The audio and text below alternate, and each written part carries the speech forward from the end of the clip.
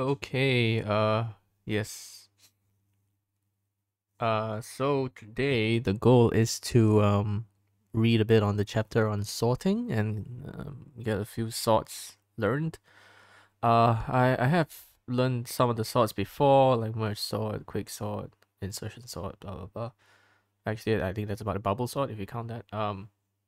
And heap sort, I forgot all about that. So, and I read a bit about the chapter and it was talking about heaps, and so today I'm gonna continue that. Before we start, I just want to play a bit of chess.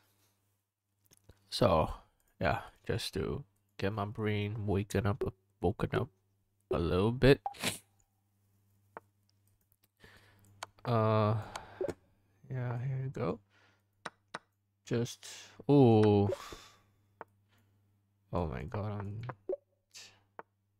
had a long day, so but let's just see how far I can go, and however much is better than nothing. So that's my philosophy nowadays. When I feel so tired about being productive, I just do it a little bit, and hopefully the momentum carry me through to much longer. Okay. Here.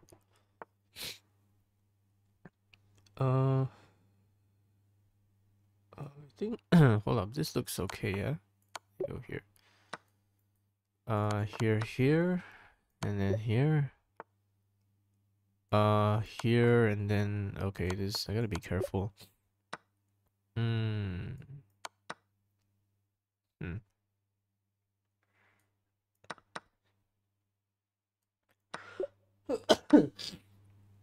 Oh, I forgot that there's a time limit. I'm playing with no urgency. What? Let's go here. Okay, let's try to reach about 25 at least, right? Come on. Something decent. Oh. Uh, what? Hold on. Hold it right there. Oh my god, I don't see it. What? Take, go here. No, it doesn't work. Here doesn't work. I guess here? Okay. That's winning. I guess, I mean, there's only one move, right?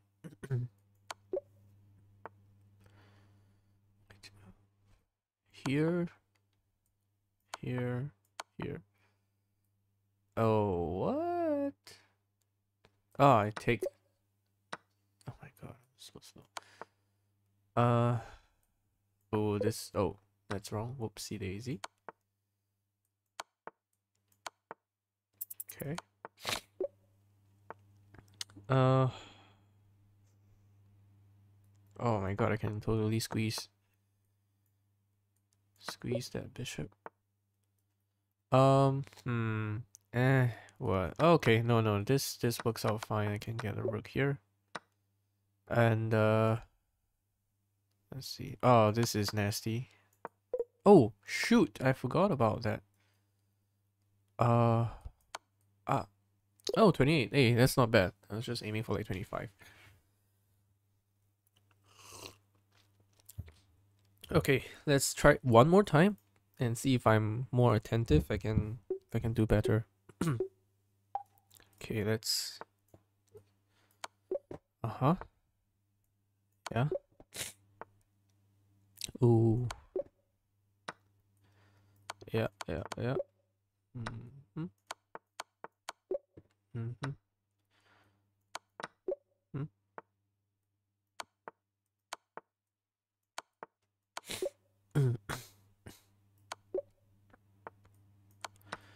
Less silly mistakes. Okay. Huh.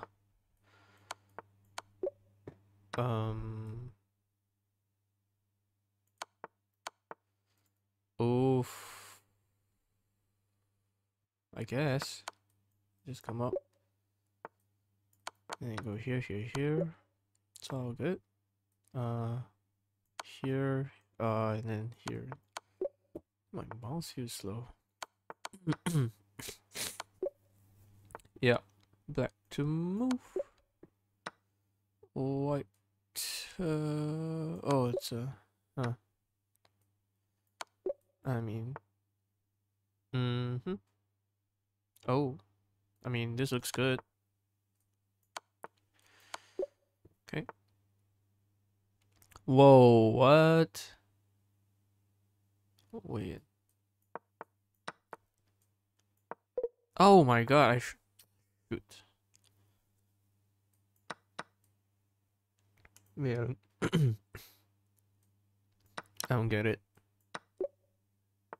Oh, there's nothing to get. Okay. Here, here, here. And then I just take. Ooh. Oh. Oh my god, it's one of these again. Like, these never happened to me. Not that I can recall, ever. Whoa, what? I thought that was correct. Shoot.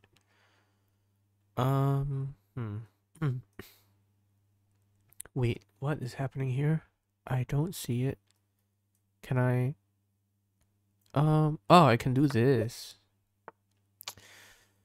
Can I do this? No, I can't. 25. That's worse. I had a bit more time.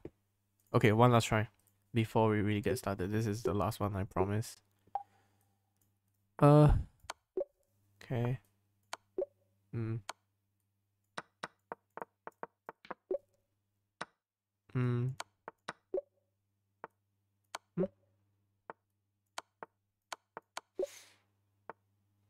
Oh. I feel like, yeah.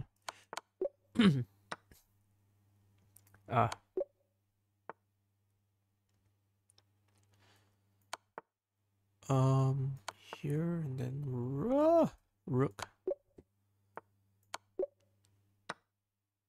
Oh, hold on. Yo, my mouse. Why is it so slow?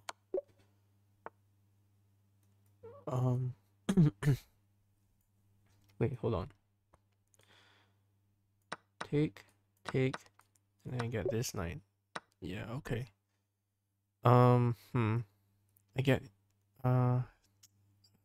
here. I get here.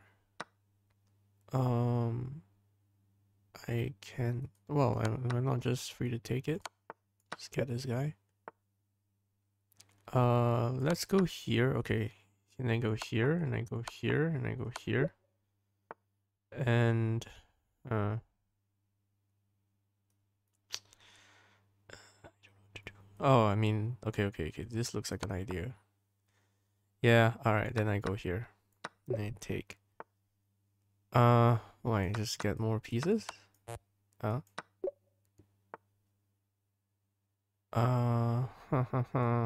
Here looks okay. Mate. Wait.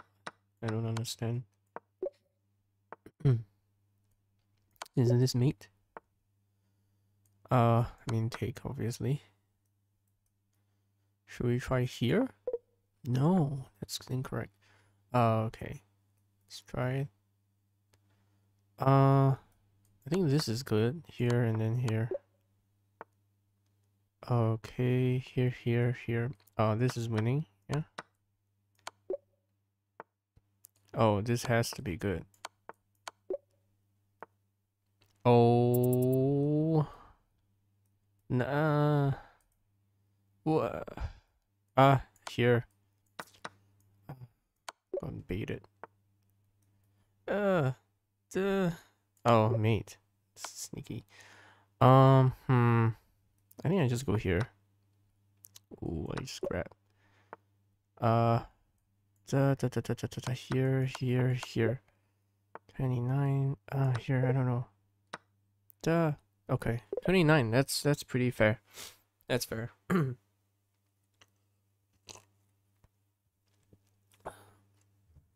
Yeah, okay. Let's close that up and let's get to work. So today I'm reading on sorting. I read this I think maybe 5 or 10 pages yesterday night, but let's try to also do a bit of recap because I was probably I don't know, it was like 4 a.m., so I'm probably not retaining much of it. Apologize for the coughing. I don't know what's going on. Okay, so sorting. Yeah. Hash.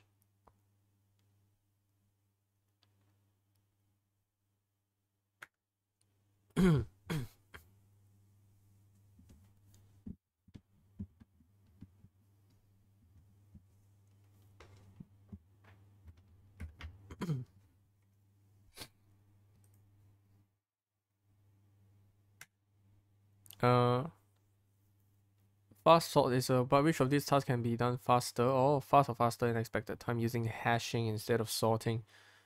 Searching hashing is obviously gonna be good. Closest pair. What's closest pair? Closest pair is smallest difference. No, not really. I think. Yeah, cannot help because they're scattered. You don't really know where they're gonna go. Element uniqueness definitely useful. I mean, yeah, because you just compare. Mode. Ooh, mode. Uh, mode. Uh, Not really, I think. Yeah, okay, yeah. Then may have duplicates. Let me search and then duplicate. Okay. Median. I don't think so. And convex hull.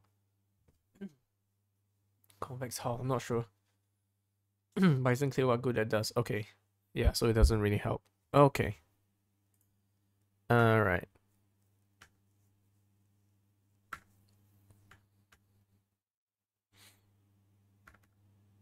Okay, so here we go. We are looking at and after I guess maybe in a while when I feel like it, I should really do some practice because right now it's just a lot of conceptual stuff that can't really stick unless it's exercised. Quick sort. I mean it's Q sort. The base is the pointer to the array of size NEL of width per data type width, and then the compare is a function that compares two two items in the list in the array. If it's larger then it's 1, smaller than it's negative, else we return 0, and then you can do heap sort.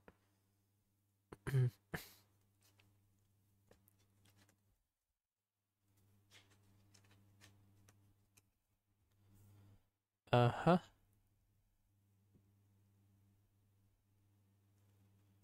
We wait, this is not heap. Oh, this selection sort. Okay, yeah. Find minimum of a delete minimum and return, and then you repeatedly do this. I guess this is very similar to bubble sort, right?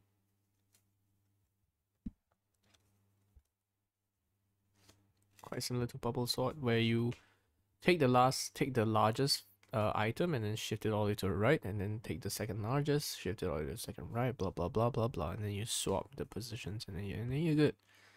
Then you're good. Heaps.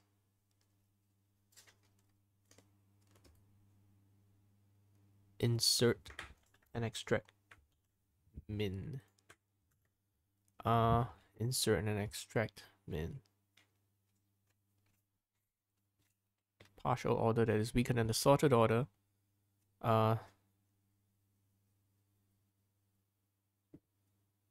most natural implementation of this binary is sorry for the heap is a slick data structure that animals are represented without using any pointers. So like this. So this dominates this dominates this, these two dominates this, and then so you have a partial order in that your children node dominates the parent node, but nothing else, nothing more than that. You don't know how the children dominate each other. I don't think. And yeah, it's not clear. So you have a bit of order. So the good thing about this is that you get to, I mean, given that this is the only thing you need to enforce, you can group these two in the same level and group these four in the same level. by placing them contiguously in an array. PQ size plus 1 body of Q and then number of Q. Wait, what? Okay.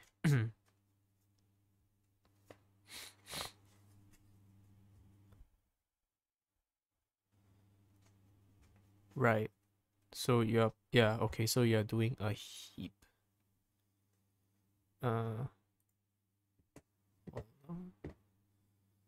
There's yeah, okay. Pretty sure we can't finish the chapter today, but whatever. We just do as much as we can. I just do that. Okay. Oof.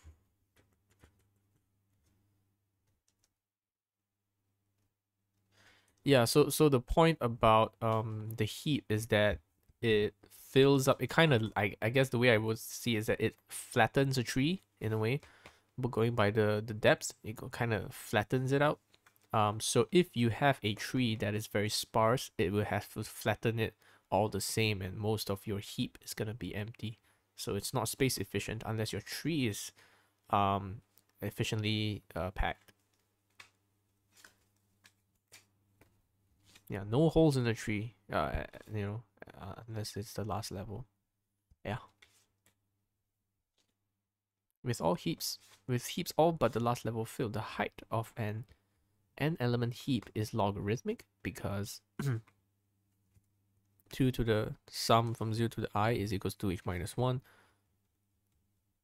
which is more than n, implying that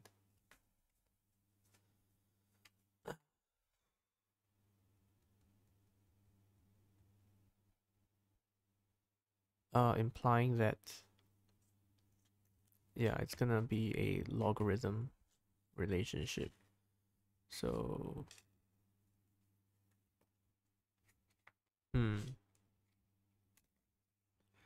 yeah.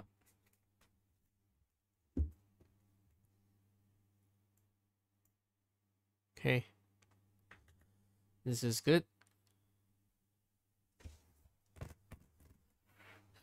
Saves memory but is less flexible than pointers. We cannot store arbitrary tree topologies without wasting large amount of space. We cannot move subtrees around. We just gotta explicitly moving all the elements in the subtree. This loss of flexibility explains why we cannot use this idea to represent binary search tree, but it works by use of heaps. Okay. Fair. How can we efficiently search for a particular key in heap? It's not a search tree, right? So what? Oh, we can't. Oh. We can't. Yeah, that's true. Yeah, we don't know the relative order of the two leaf elements in the heap. Yeah, there's certainly nothing that lets the voice less to me. Yeah, that's true. That's true. So,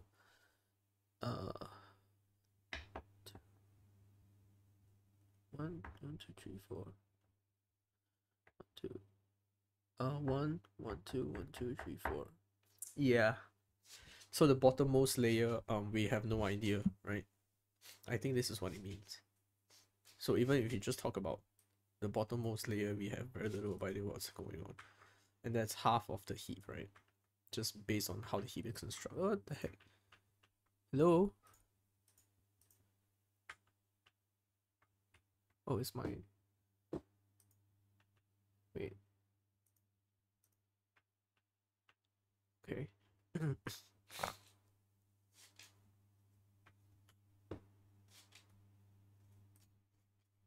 Constructing heaps.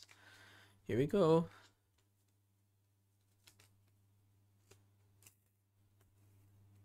An element heap, yeah.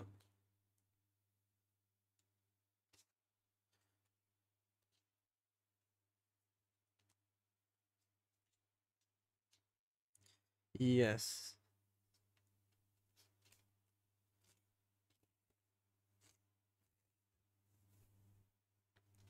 Yes.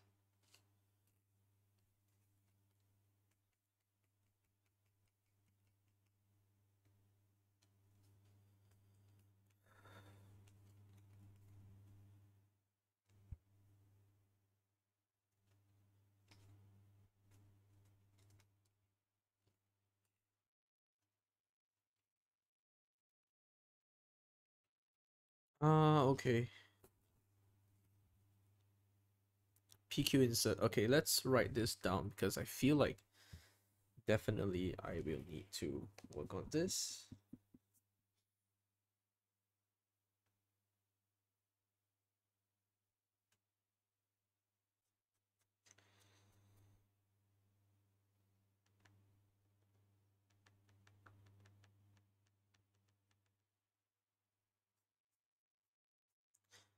Okay, so heap insert.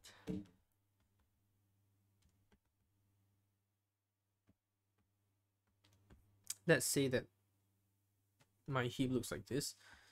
1, 2, 4. This is a max heap. No, sorry, a mean heap. It doesn't really matter. Let's just say it's a mean heap. The idea is the exact same, of course. And then let's just say 5, 6, and then 7, 8. Now if I want to do, let's say 3, so this is represented like this. If I do 3 here, it's wrong, so I have to sort with the parent. We sort with the parent. No, wait, hold up.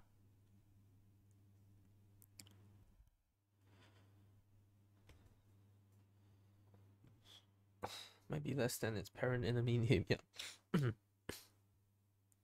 Swap the dissatisfied element with its parent. So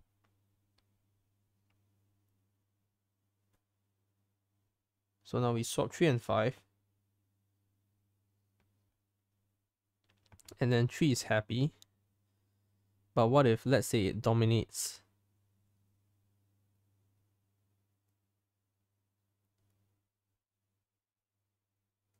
I see, okay, yeah. So the PQ insert, if I take in, let's say,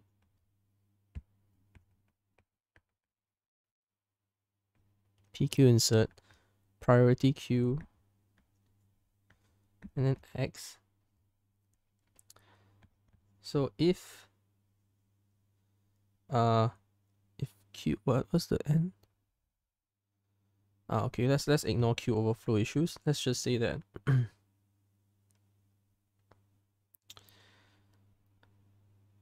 wait, what the hell is bubble up? So if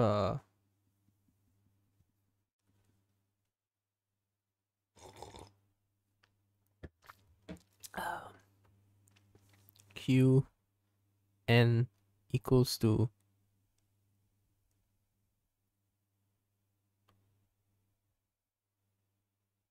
what?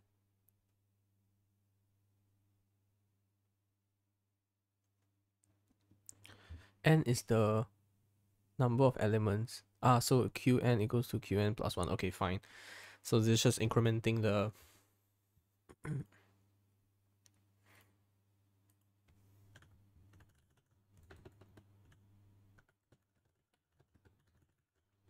well, this is huge. Looks a little bit silly. Okay. And then we now say that Q N, considering we start with 0, am I right?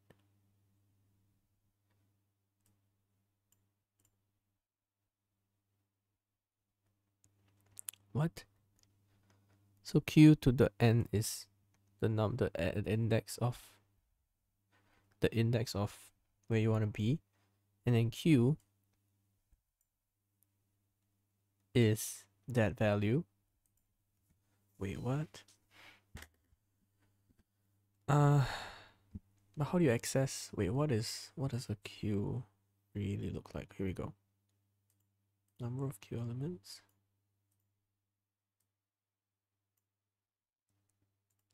Okay. So you so I see. So you still need to, if the N is greater than PQ size. How do you know what PQ size is? Shouldn't it be Q arrow PQ size? Oh no, I think it's a global because it's all caps. I think, I don't know, just gonna write it down.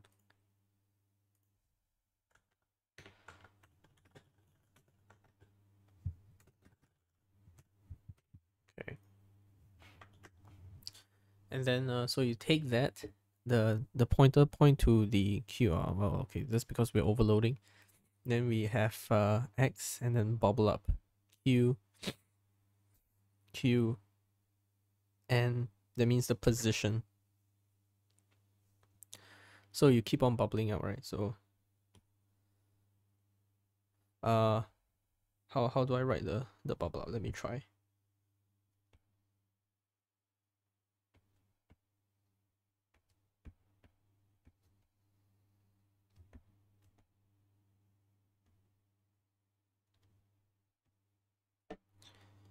How do you know the parent though?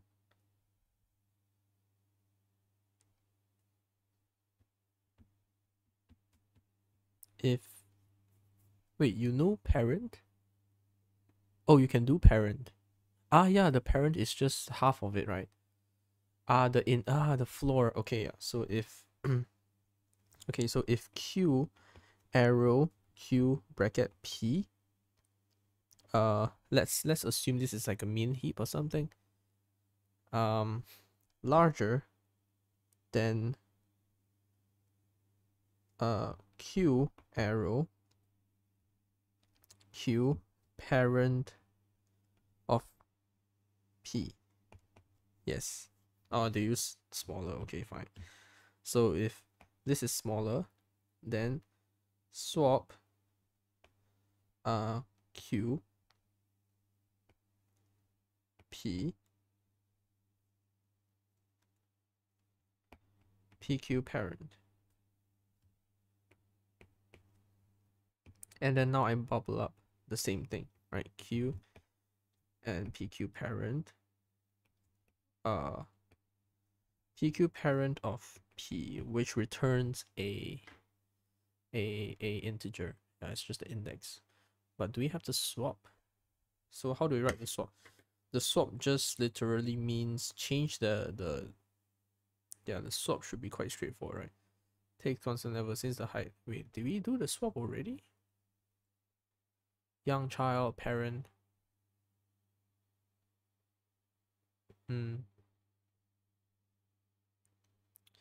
Yeah, so this swap, let me write a few things down. Q heap and takes in heap, or rather pointer to a heap, pointer to heap and index. And then this one takes in pointer to the heap. So you take the pointer to the heap and then and two indices. Yeah, to swap. Now the parent index. Okay, this swap process takes constant level since each height is log n. Its insertion must take. Hold on. Insertion take at most log n times because you at most bubble up log n times. Yeah.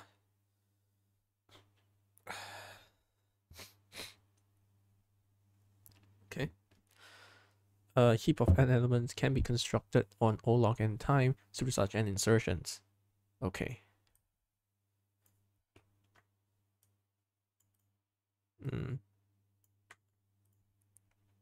Okay. At most bubble up n log n times at O n.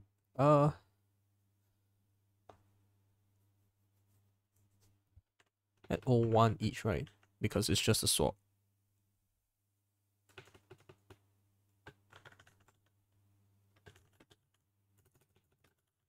Very nice. Okay. Initialize. Wait, so if it's zero, okay, then you put zero. If you have n elements, shouldn't you be n minus 1? I don't. Okay, so this plus one, and then you take the n. So let's say you have 10, and then it would be 0 to. So let's say you have 9 elements. You have 10 elements 0 to 9, and then you now you have a new thing. This 10 element, and then now. Oh, it's the 11th element. It's called 10. Okay, got it. Got it. Got it. Got it. Got it. And then insert it. Taking the q each time, and then putting in just the whatever number you want to put. Okay. Okay. How long is this chapter? 4.33, 4.34, 4.35. Okay, 4.4. 4 point, wait, what the hell is 4.5?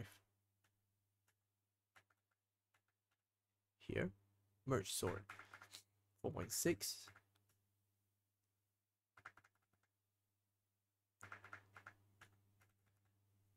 Okay, let's see if we can finish it at one go. Okay.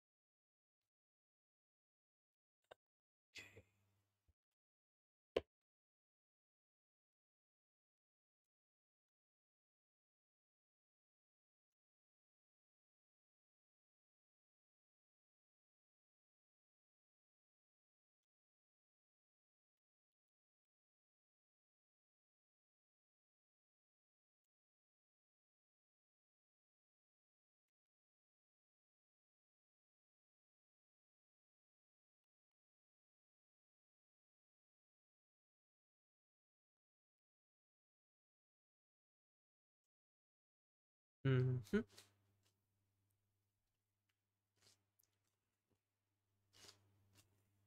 The remaining priority queue operations are identifying uh, and deleting the dominant elements. Yes, identification is easy.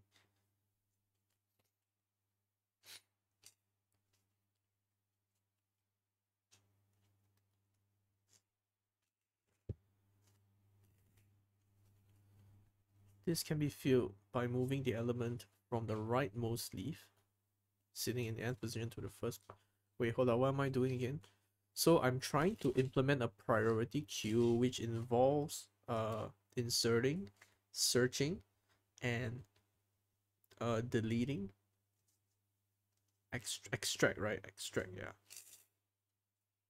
Find and extract, right? Yeah. Let me look through that again. I know I'm being very forgetful about this, but but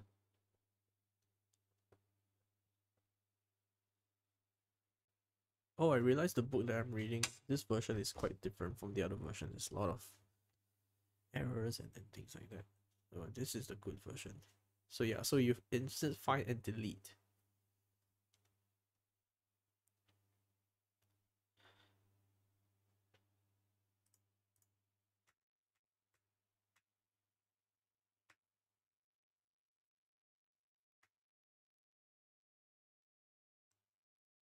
Let me just write that down here.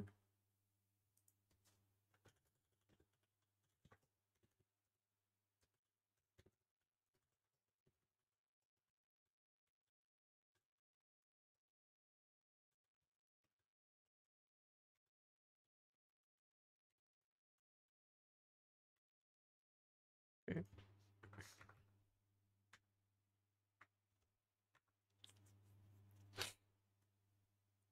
So the remaining priority is to identify and deleting, because we have done insertion. Insertion is okay.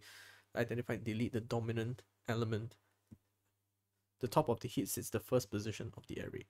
Yes. Removing the top element leaves a hole. This can be filled by, okay, let's say we have a hole. How do we fill it up?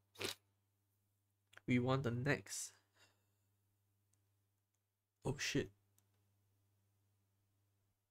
We have to like move everything to the rightmost, from the rightmost leaf, sitting at the nth position of the array. What?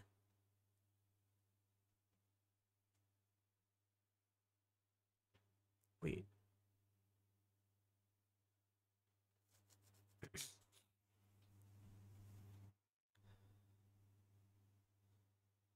Let's say it's a extracting, let's say it's a min heap. Min heap meaning the top is smaller, right? So something like this is a min heap. So it's saying that if this one goes away, I take this one, put it here. What?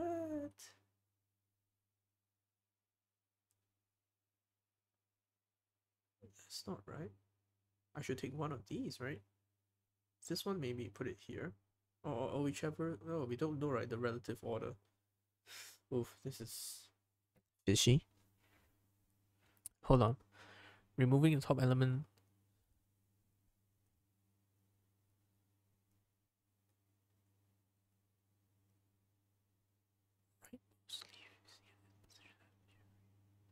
Into the first position. The shape of tree has been restored, but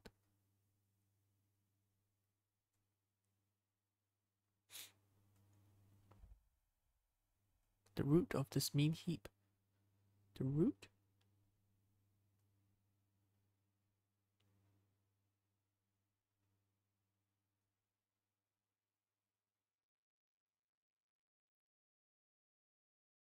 Ah, so it bubbles down. Ooh, nice. I like that.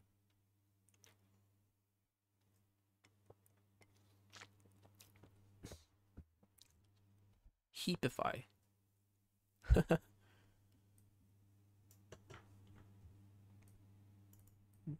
Heapify.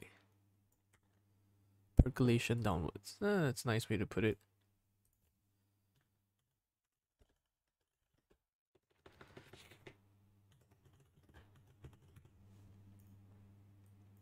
Okay.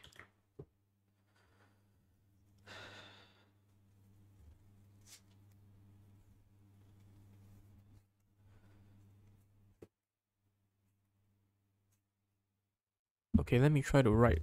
So we have extract main, we have bubble down. Oh, what the? Whoa. Okay. Okay, okay. Heapify. Extract min. So the extract min would be take the top one and then shift it around, right?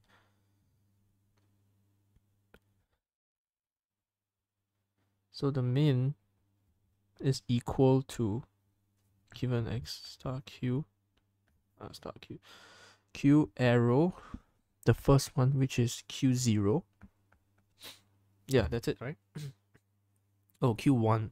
Wait, it starts at 1?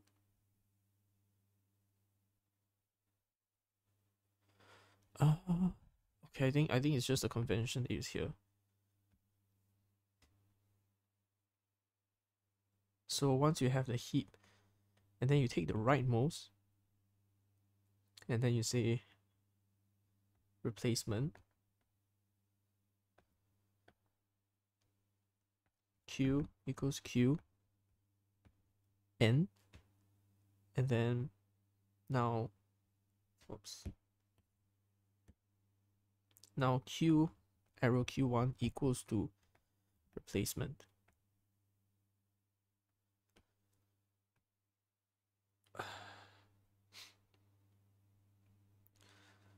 And then you change the body n to qn bracket -1. Yes, and then you bubble down Q with the position 1, and then you return mean, of course. So to bubble down,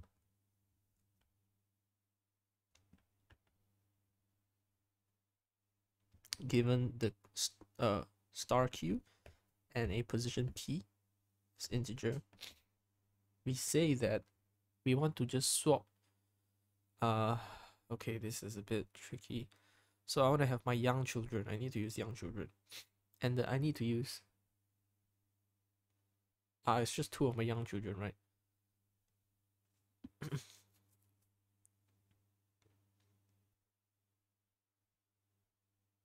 What?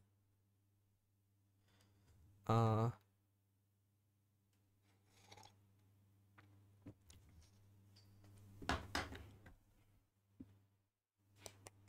Wait, what's this?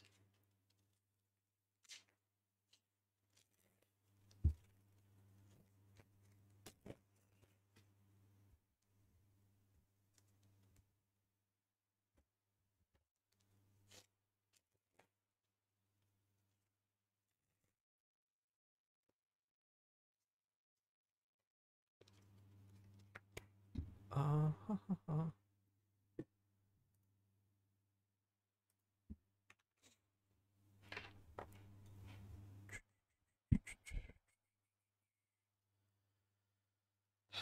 Okay, so to bubble down, I need to take the parent, which is me, and then two child.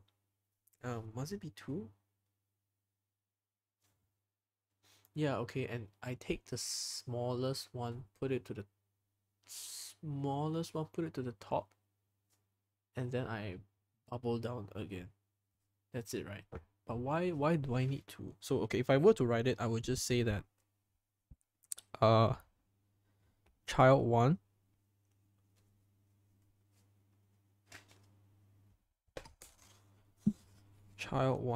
would just be wait, hold on.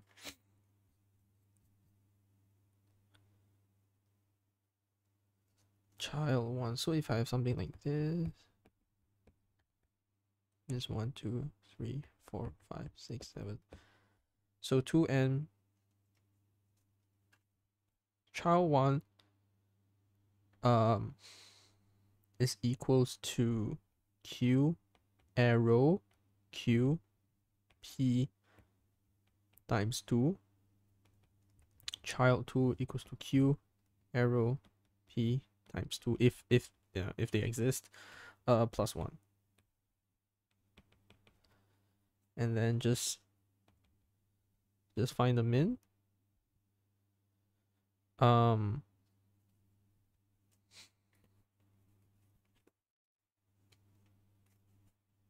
For I, c plus I.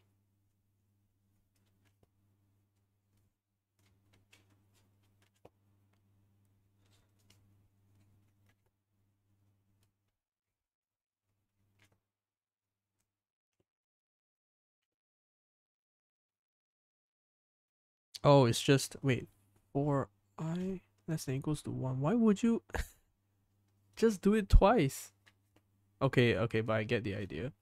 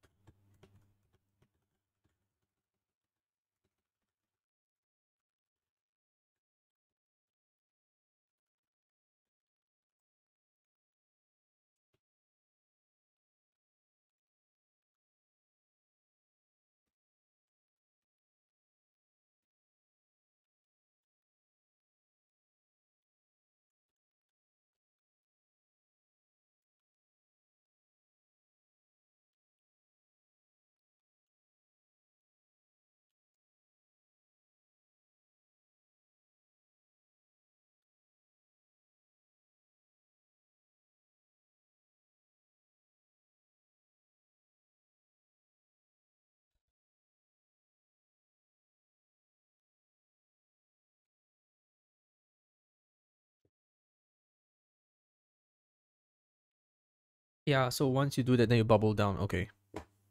Sorry, I don't think I really need to follow this particular implementation, but let's just see what it does. So it does 0 and 1. So it says C, if it is less than, wait, uh, why is it C less than QN?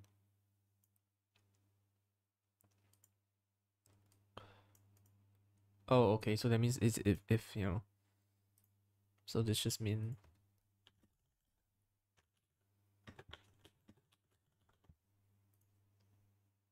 and if the Q minimum index is greater than the child, then you replace the minimum index. And then once you have the minimum index, if it's not equals to P, you swap them and then bubble it down. Okay, this much is conceptually clear at least.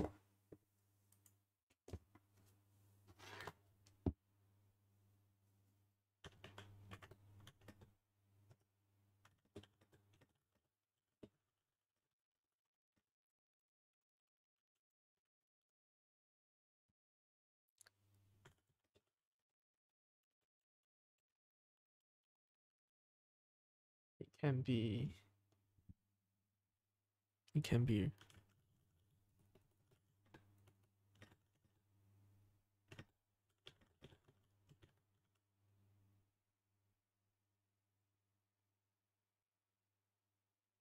uh,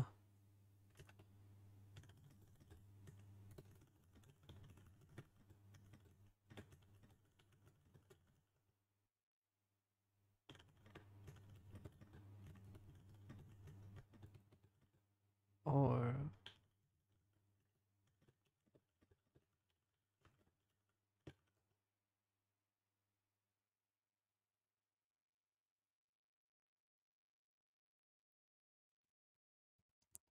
hmm, chatting with a buddy of mine.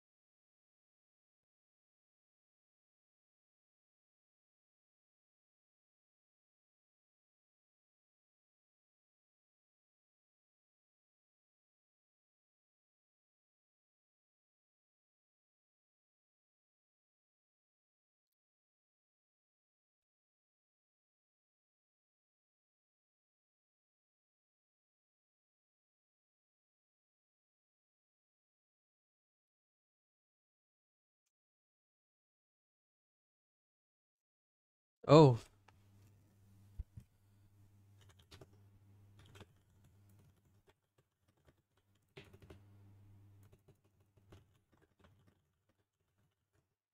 heap sort.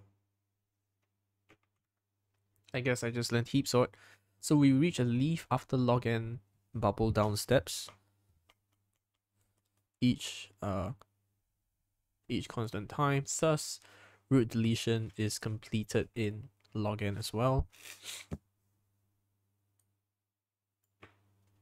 Repeatedly exchange the maximum. Repeatedly exchanging the maximum with the last element and calling heapify is an O log n sorting algorithm called heap sort. Very nice. So you make the queue, make the heap, and then you repeatedly extract min. Heapify.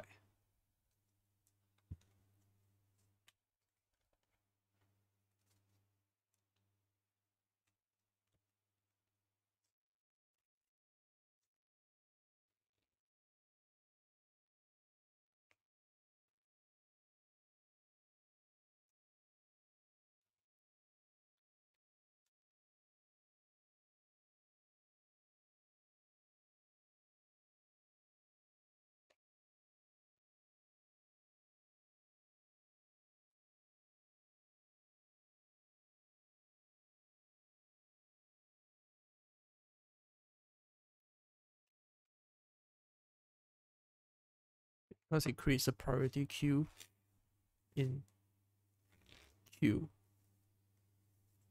not S. But each newly extracted element fits perfectly in the slot freed up by the shrinking heap. Leaving behind a sorted array. Okay, I think that's a bit subtle. Let me write that down.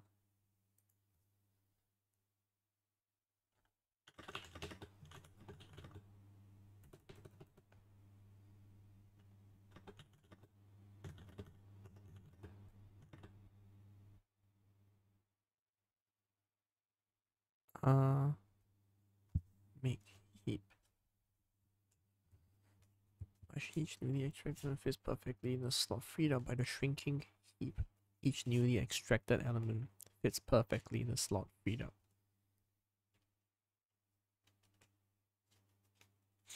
Yeah, okay, maybe I shouldn't bother with this point. It's not so important.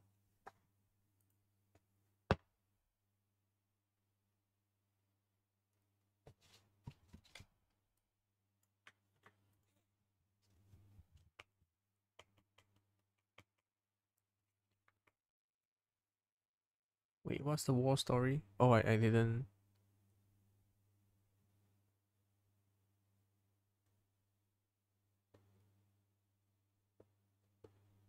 Whoops. Okay, I don't really care.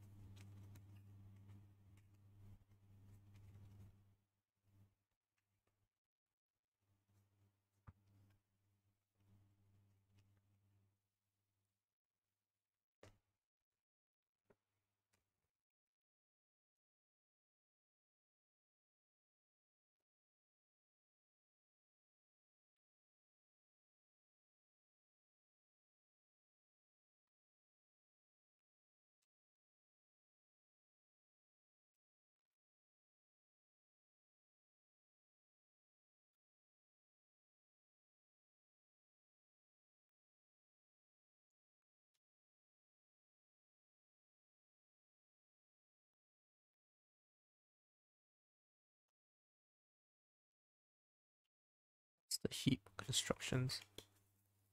Heap, heap, heap. Heap, heap. Alright, okay.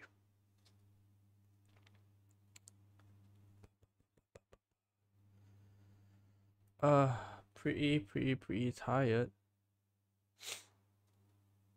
Pretty tired.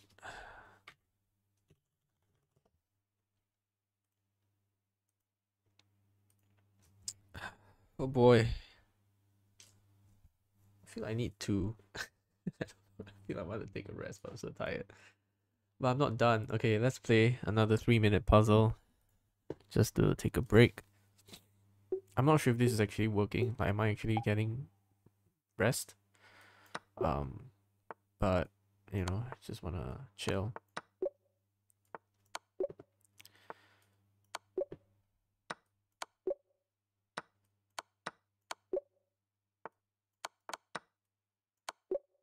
Okay. Oh.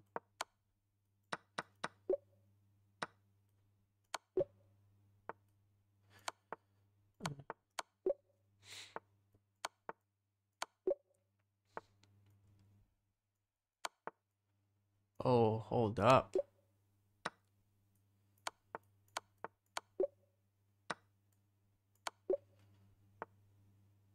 Hmm.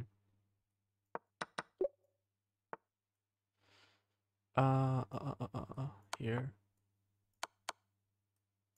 What? Why would you?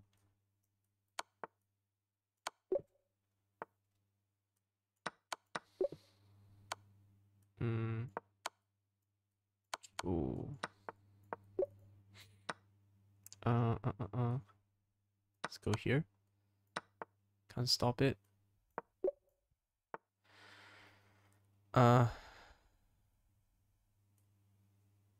Oh boy. Oh, I don't know what to do. Here, here. I think here. Yeah, then I take.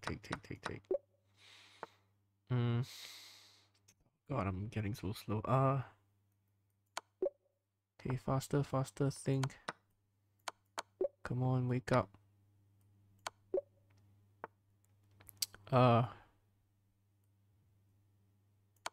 Oh, shoot.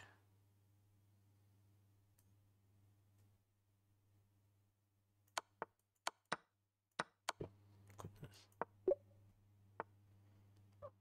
Oh.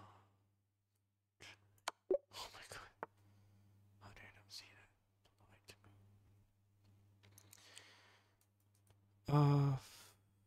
Here.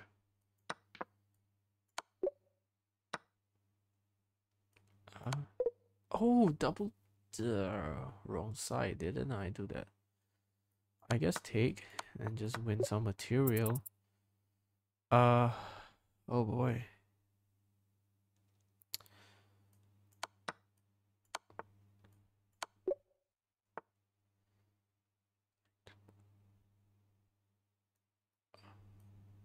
I guess. Oh shoot. Could have hit 30. Could have hit 30. One more time.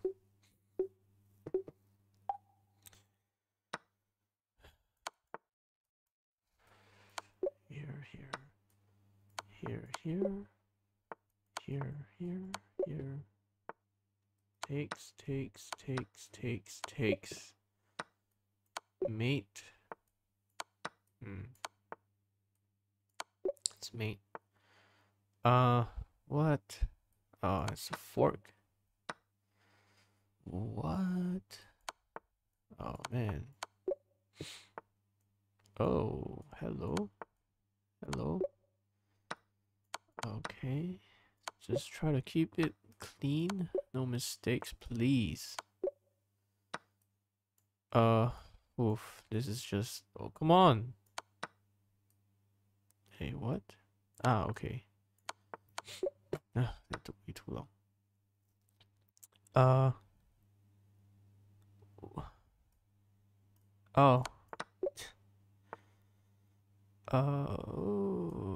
Here we go. Yeah.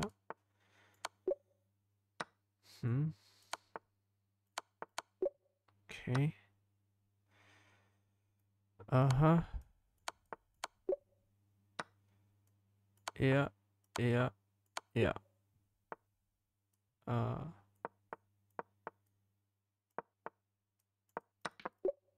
Okay.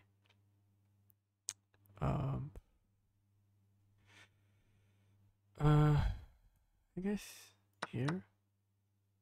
And go here. Very nice. I think I sack. That definitely. Nope. Sack. Oh, I mean, I can just. Oh shoot! What I was doing? What was I doing? Here. Hmm. I think here and here is meat. Yeah. Whoa. Can I push? Let's go here. Just take. Oh, hold on. I think here. Oh. Okay, 26. Not great, but we don't have to be great to be good. Okay. As we have seen, a heap can be constructed on n elements by incrementally blah blah blah blah blah. Suppose we pack n keys destined for a heap in the first n elements, the shape of our heap will be right, but the dominance order will be messed up. How can we restore it? Consider element reverse order. Starting from the last element, it represents the leaf, and so dominates its non-existent children. It has the same case for n divided by 2, so they are leaves. If we continue to walk backwards through a array, we eventually encounter an internal node with children. This element may not dominate its children, but its children represent well-formed, if small, heaps. Fair. This is exactly the situation that the bubble down procedure was designed to handle, restoring the heap order of an arbitrary root element sitting on top of two sub-heaps. Thus, we can create a heap by performing n divided by 2 non-trivial calls to the bubble down procedures. Okay. Counter. Yeah. So it just makes it half as fast, no?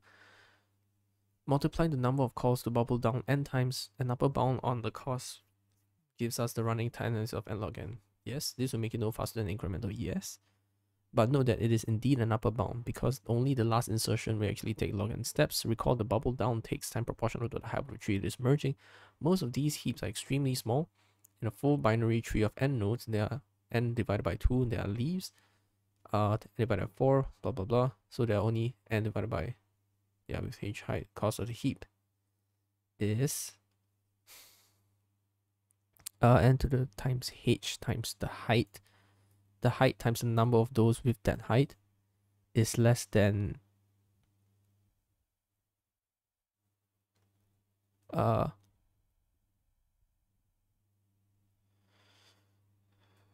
you take n out, it's larger than 2 to the h, yes, and then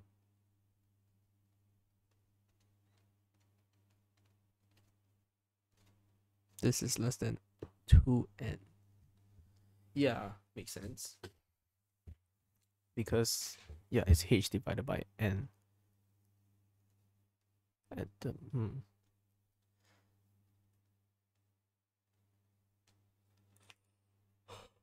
Wait, I'm a bit confused. What? So you take your list and then you just put everything in the order. And then you bubble down qi, where I n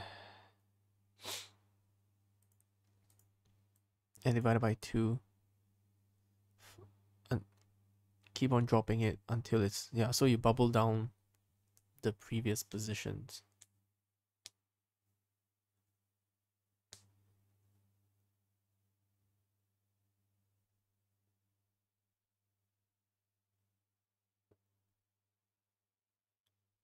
Sitting on top of two subheaps. Thus we can create a heap by performing n divided by 2 non-trivial calls to the bubble down. Wait, I'm confused because if we make heap,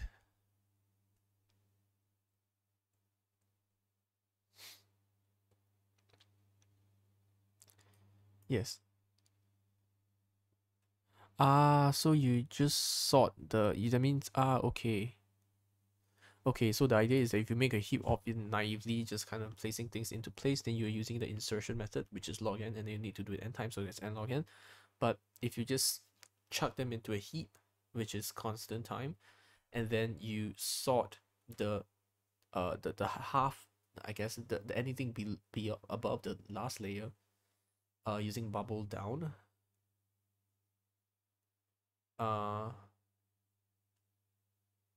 It can be quite fast. Is that right? Let me see. Bubble down, that means you take the, again, this is what mean heap, right? So if you add something to the top, you insert it. No, insert, you bubble up, and then bubble down is if you want to extract it, you bubble down. Yeah.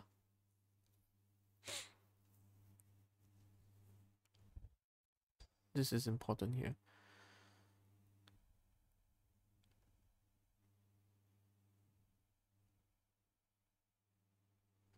Restoring the heap order of an arbitrary root element sitting on top of two subheaps. Heaps subsequent heap by performing any divided by two non-trivial equals to the bubble down procedure. Oh, so that means to say, let's say I have,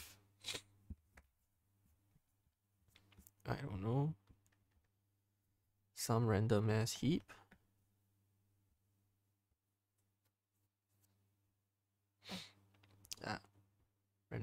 Random ass heap. Okay, so some random ass heap like this. Okay, then oopsie daisy. And then let's just fill them in with numbers. 3, 5, 7, 6, 20, 14, 1, 10, 13, 12, 2, 6, 8, 9, 4. So these won't violate anything, but if you take 3, or maybe take 8, you need to bubble down 8. So you need to call bubble down from top up, call. Okay. Yeah, you need to call bubble down. N times, wait, multiply the number of calls to bubble down.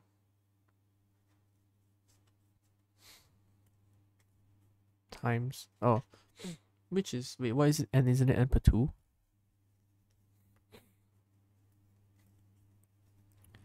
Gives an upper bound because only the last insertion will actually take log n times. Yes, because the last bubbling will be all the way from the top to the bottom, so that would be quite possibly the worst. Recall that bubble down takes time proportional to the height. Most of these heaps are extremely small. In a full binary tree, that only enter at least. So the cost of building the heap. You can do analysis. This, okay, let me just take the idea here. So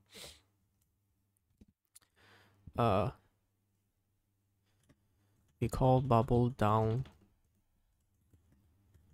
on increasing sub heaps. I guess they're not necessarily sub heaps. So if we count, take into account of these small trees, the cost is actually summing to less than 2n, which is less than n.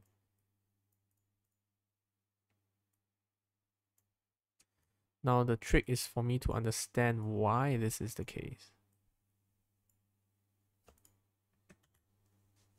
So I'm taking the number of nodes with height h and then times the height, which is the cost of so this is cost per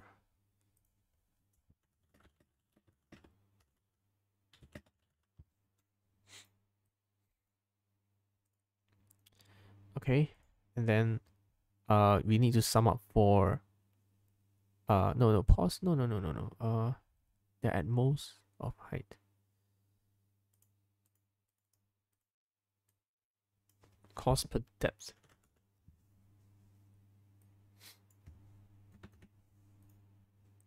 So this many times the depth. Okay. And then how do we get from here to here? So we pull out the n. If it's a ceiling,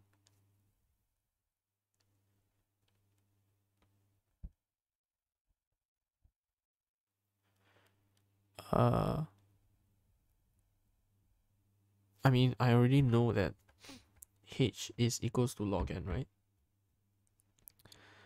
Well, no, no, no, no, no, no, no, no, no, no. I mean, yeah. So if h equals to log,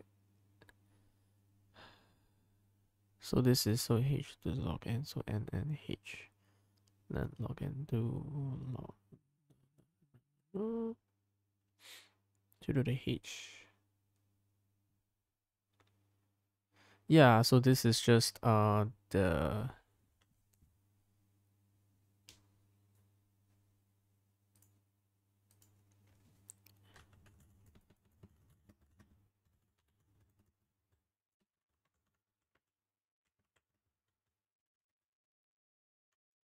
and so it's larger, and then okay, this one is easy, but how do I get from here to here? So this is like a series, right? You can't apply the usual identity to get the sum, but rest assured that puny contribution of numerator h is crushed by the denominator to the h. Really, the series quickly converges to linear. Huh. Quickly converges to linear. How do I convince myself that? Uh, how do I convince myself that?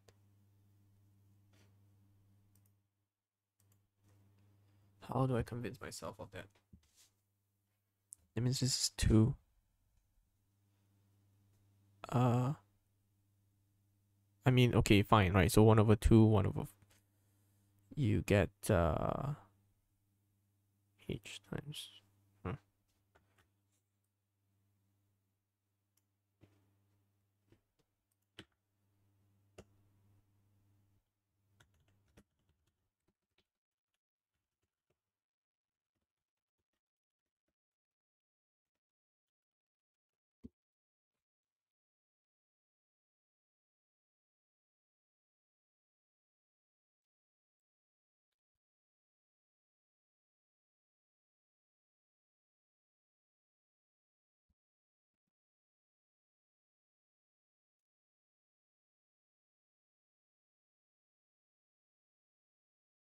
Hmm.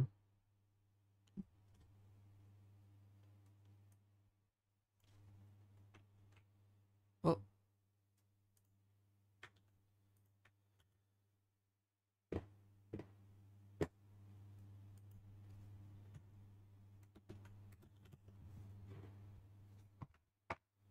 we're in the heap. Given an array-based heap on n elements and real number x, efficiently determine whether the kth smallest element in the heap is greater than or equal to x. Your algorithm...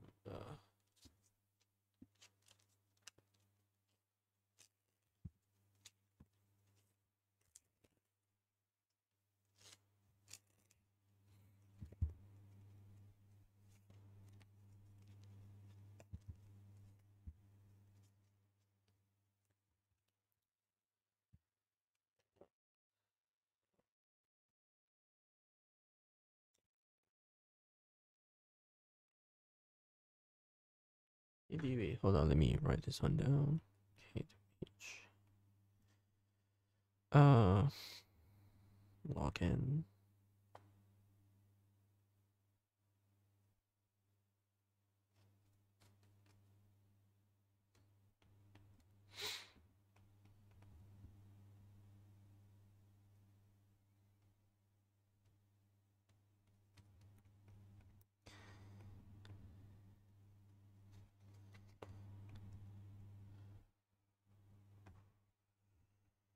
Mm,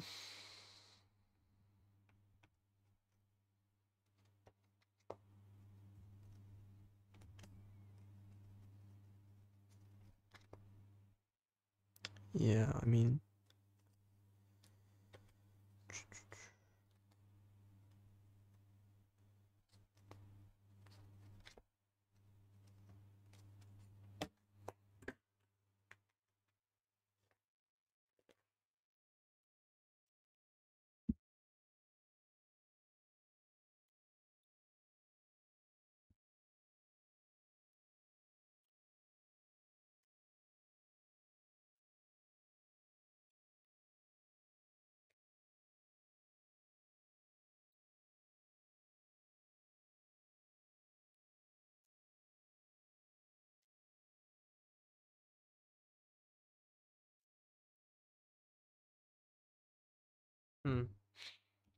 I don't know. Hold on.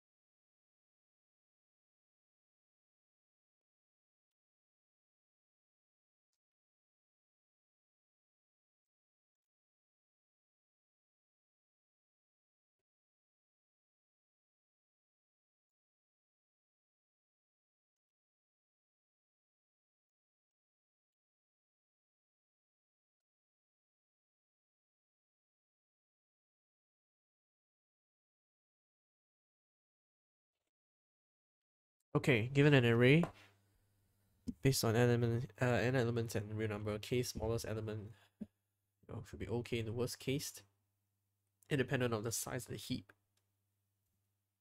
Independent of the size of the heap, you do not have to find the k smallest element. You need to determine its relationship with x. Ooh. Its relationship with x. Wow, it's fancy. Okay, think about it. So we are given an array-based heap of n elements. So we know for a fact that we have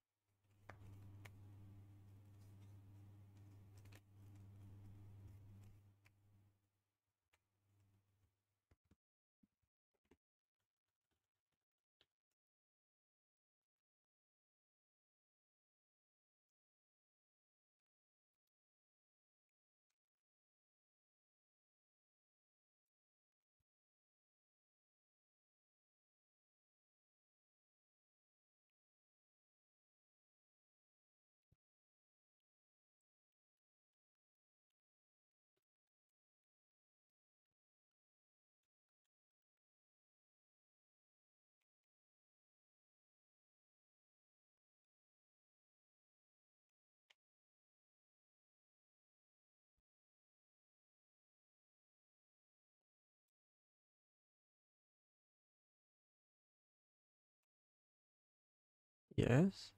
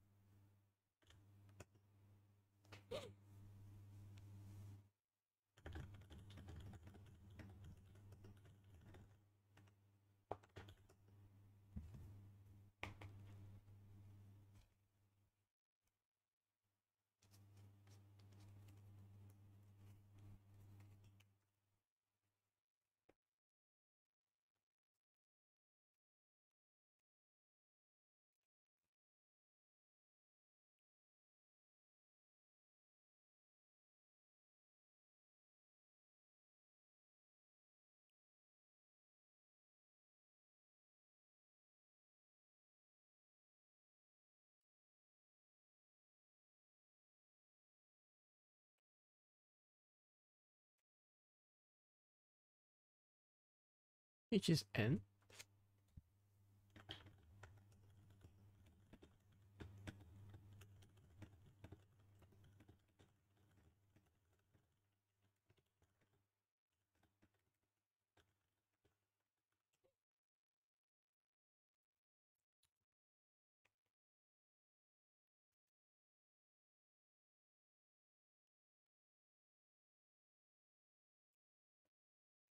So it feels like the question anyway. The question and it is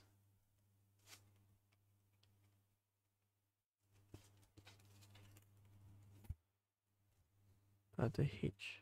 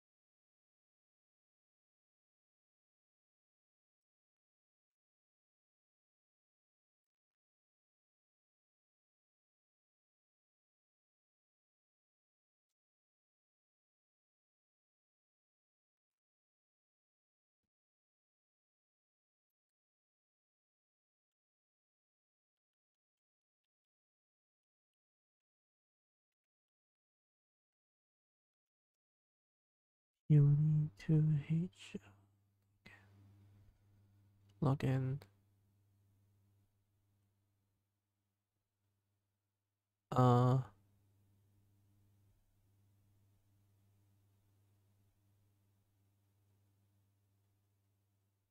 uh linear.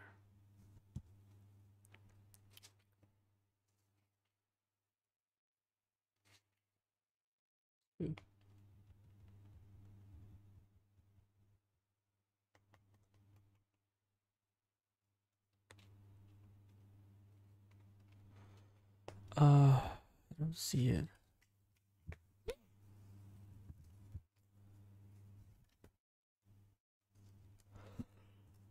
Oh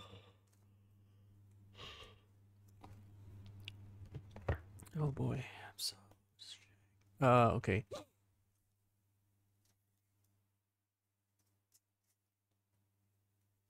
How do I H?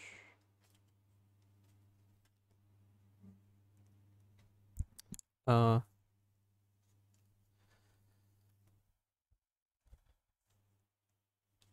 two. That means that the large needs to be very close to 0. But how do I know that this will not dominate at all? You know what I mean? Can I get rid of? Can I replace this with? It's not a good idea, huh? 2.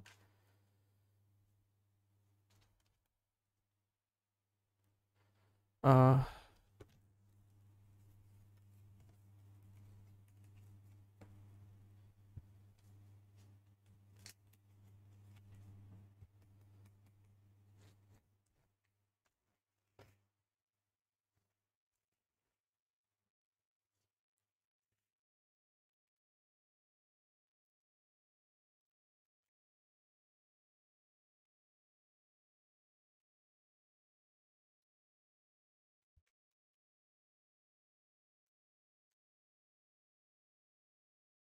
One, maybe 2.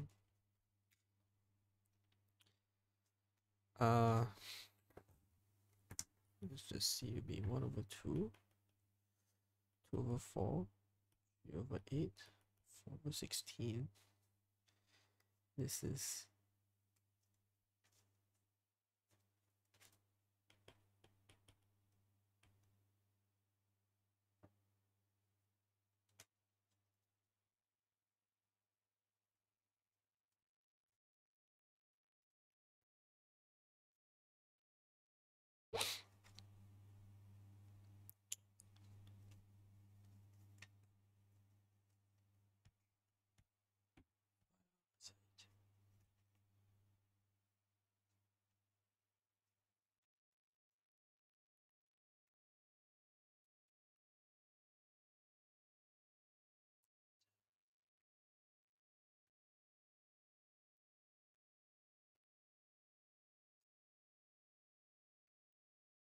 Uh, huh.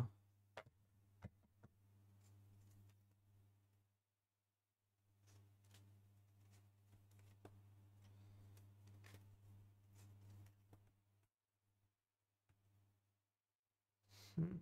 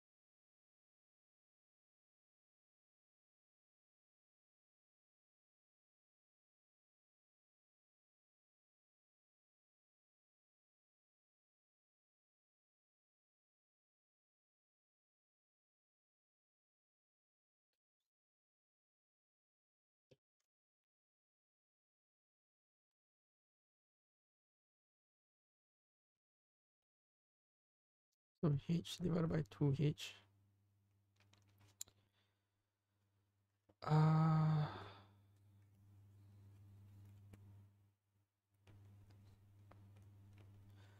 0, 1, 2.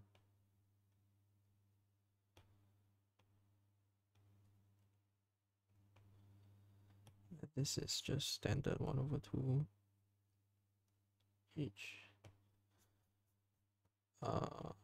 H equals to 1 to n.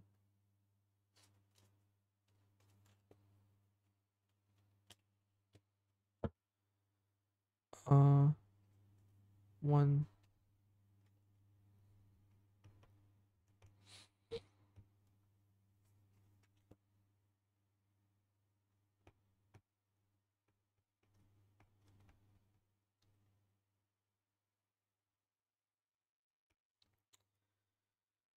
Uh,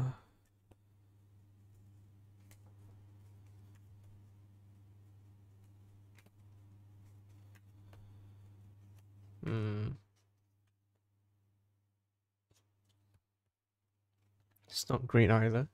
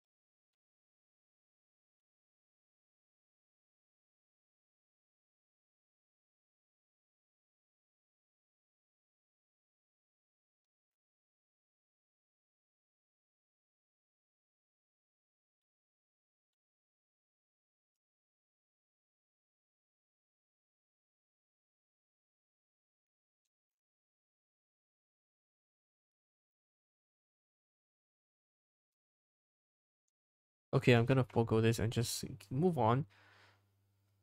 Uh, so okay, in the worst case, independent of the size of the heap. So you're given a heap.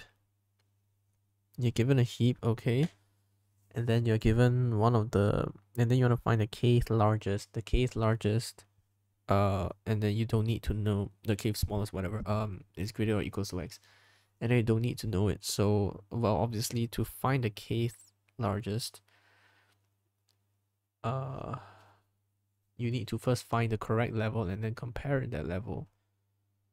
So it's surprising to me how let's see here. So let's say you are at some level where you have a bunch of like this.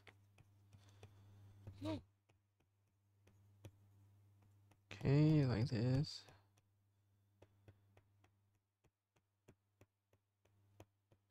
Okay, so now here, so the kth largest, so in this case, I don't know, this is like 2, like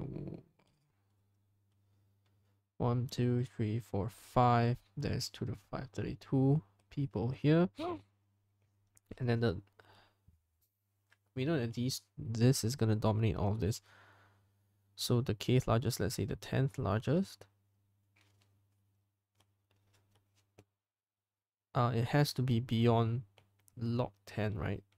So let's say I talk about, I don't know, 10. So at least it must be larger than the first, so in this case it will be first 1, 2, 3, 4, 5, 6, 7. And then you need to look through here. Or possibly here. But that's pretty horrible. Can you just bubble it? K smallest element in the heap is greater or equals to.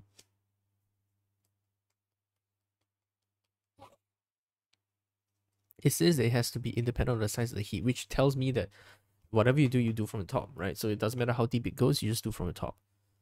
You need to be in relationship with X. Yeah, it feels like you just go down to the middle and then you compare to the relative. Okay.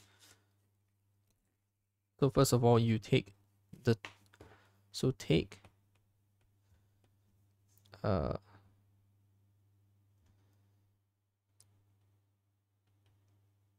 Kth largest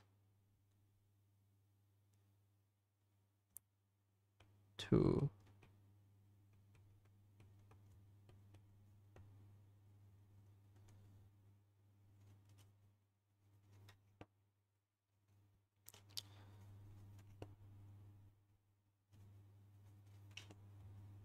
that means it's one of these things.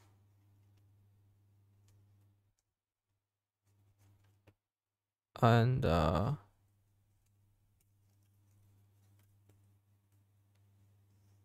there are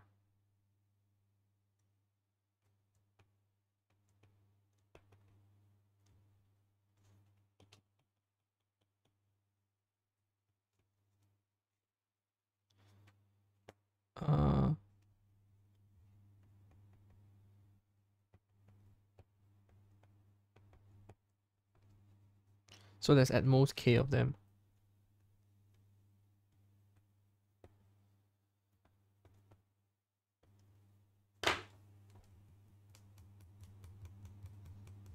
And then you just look through.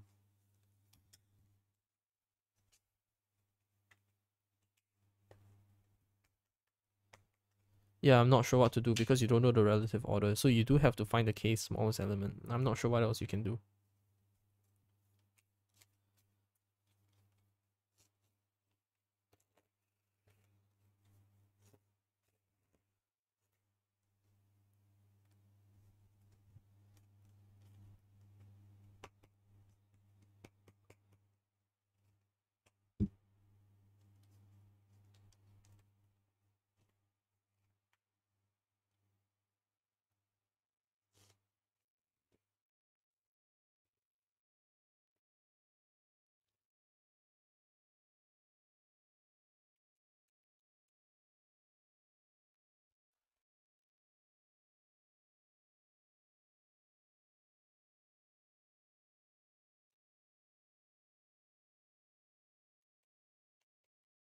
Oh, it can be.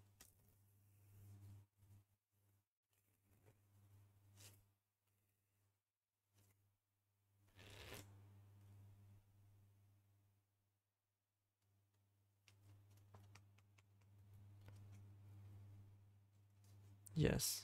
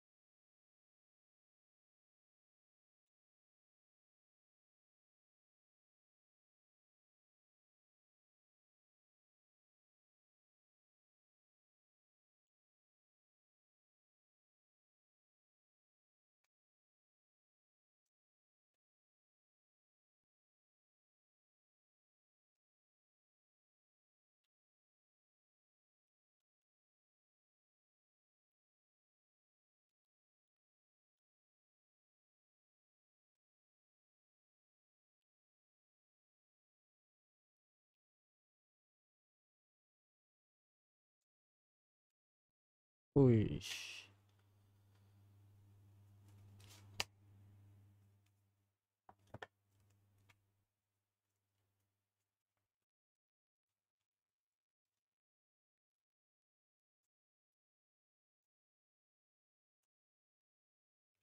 It can be anything in between, yeah. So it'll be first 2k.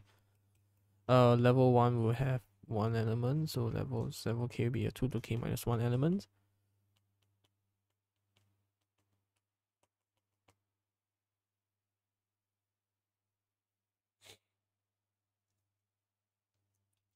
Oh,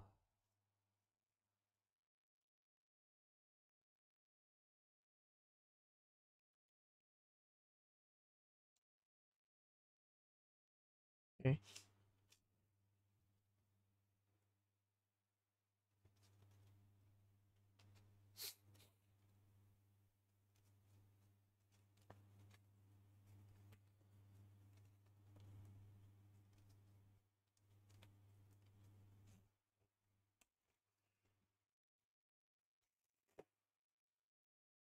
Well, let's see if we can go for some ASMR with the cards.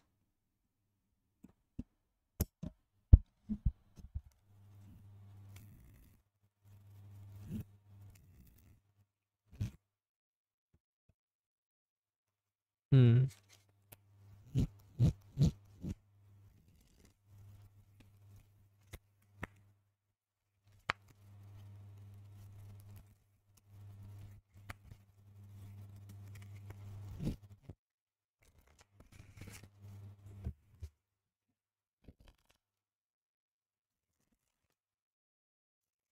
Oh, my audio suppression is taking it down. Okay. Hmm.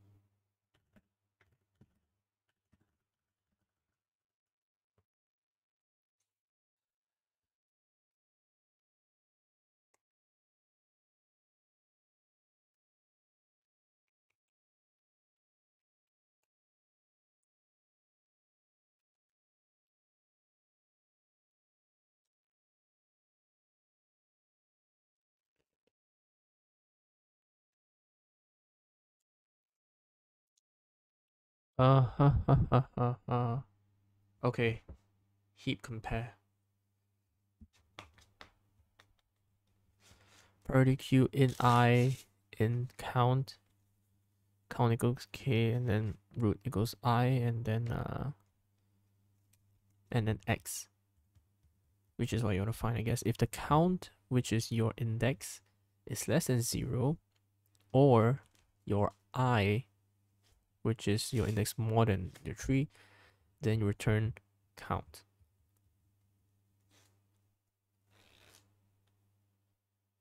What does that mean? Don't know.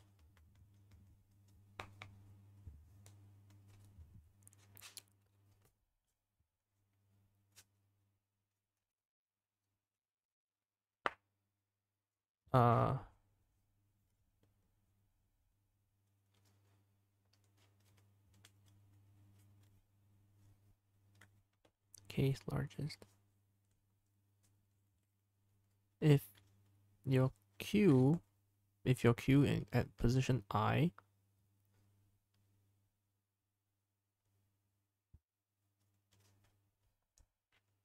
is less than your value, you compare it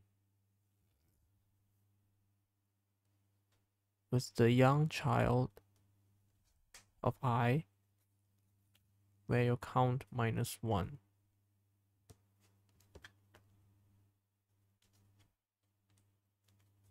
And then you compare with the other child. If the root of the min heap is more than x, then no elements can be less than x.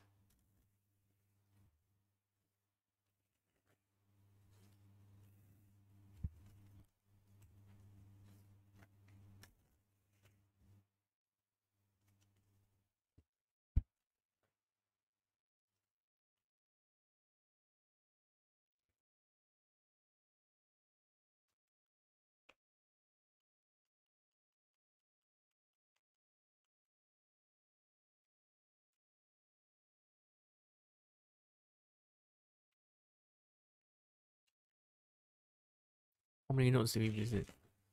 Whose children we look at are those less than x. And then we have established that and there are most k of these in total.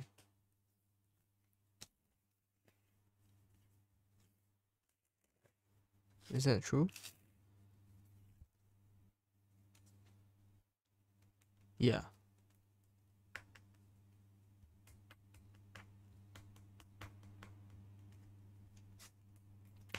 Each have visited at most 2 children. 2k plus 1 nodes. What? This is confusing. So it's saying that if I have this heap, and then I know for sure that you can't go below here. So 10, in this case, it would be 8. 1, 2, 3, 4, 5, 6, 7, 8.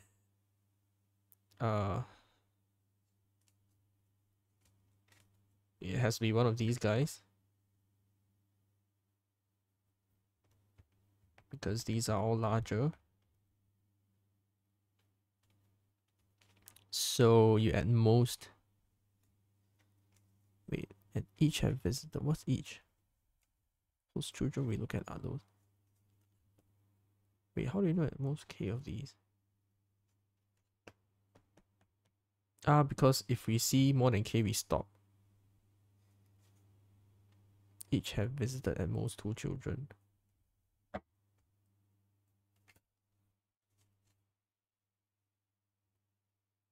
So at most 2k plus 1.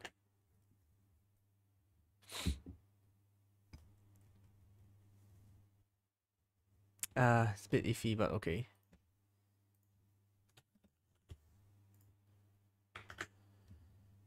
Okay. Let's keep on going. Moving so slowly. Select the next element of the unsorted set, put it into the proper position in the sorted set. Sure.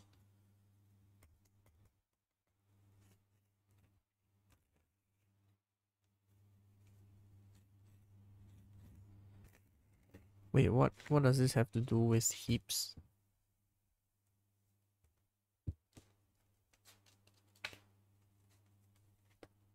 For I less than I1 while I j greater than 0.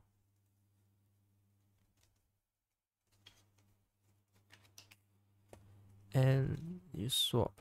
Yeah, so this is insertion sort.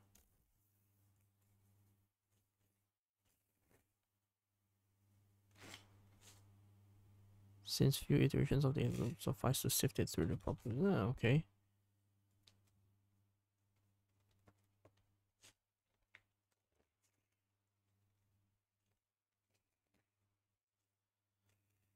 Okay.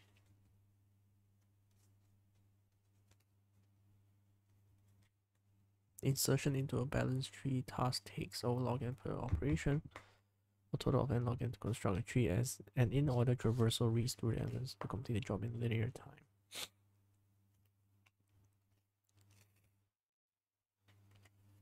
Okay. Alright.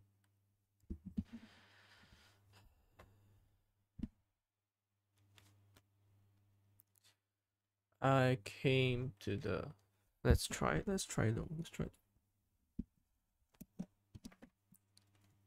Okay, now I can now everywhere I speak is pretty evenly loud.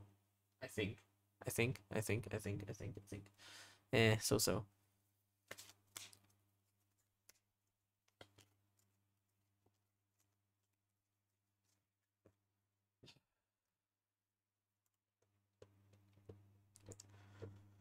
Oh shit.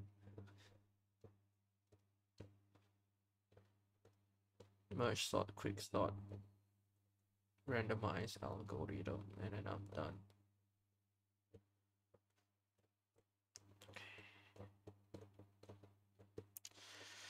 Ah. Okay, I'll be right back.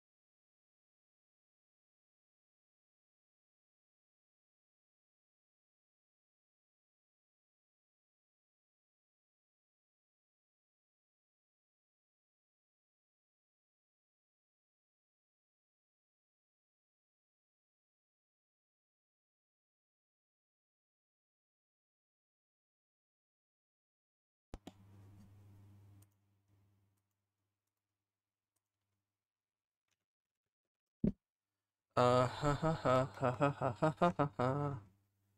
Okay.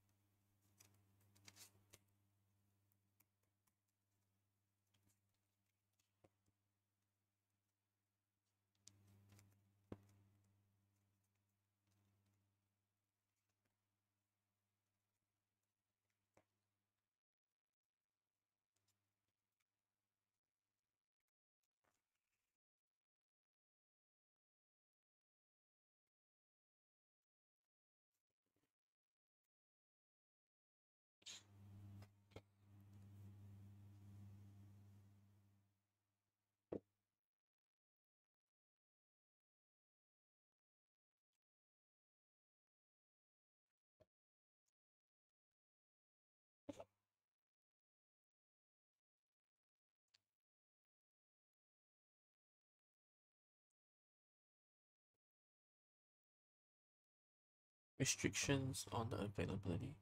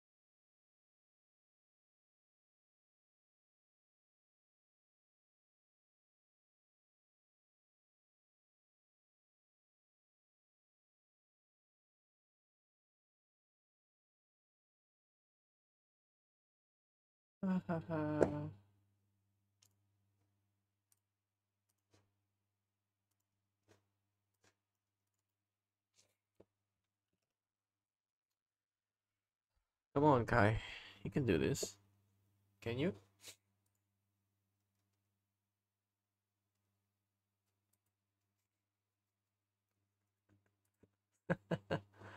Wait, what?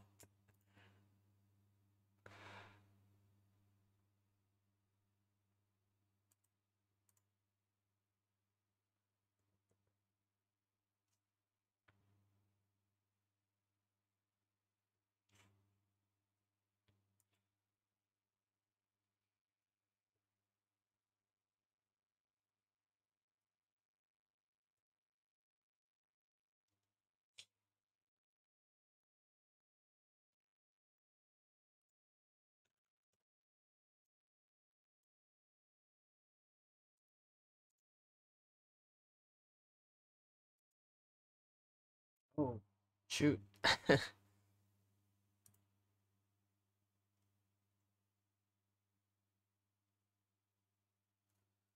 uh,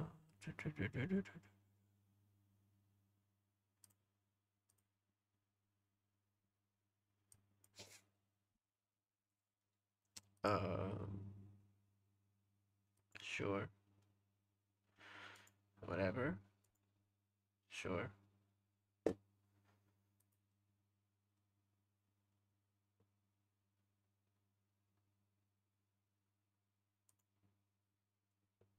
Okay.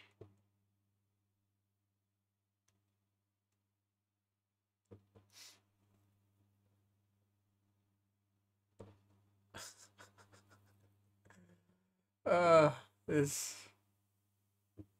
Oh my god, dude, I can feel my brain spacing out. It's great. It's funny. It's really really funny. Okay, there's no way to tell. Wait, okay. So you need to find the cheapest two hop uh that passes your flight rule test. Is there a way to decide in advance which pairs will pass without explicitly testing them? No, there's no way to tell. We can only consult a black box routine to decide whether a particular price is available for the given itinerary slash travelers. Our goal is to call this black box on the fewest number possible. This means evaluating all possible fares combinations in order from cheapest to most expensive and stopping as soon as we counter the first legal combination right. Why not we construct n by n possible price pairs and sort them in order of cost? What's m? What's n? Possible price pairs. Okay, so sort them in terms of cost and then evaluate them in sorted order. Clearly, oops, oops. Clearly, this can be done in O mn log mn time. Wait, what's m and n? Am I tripping? What's m? Okay, so M from one and then okay. A yes.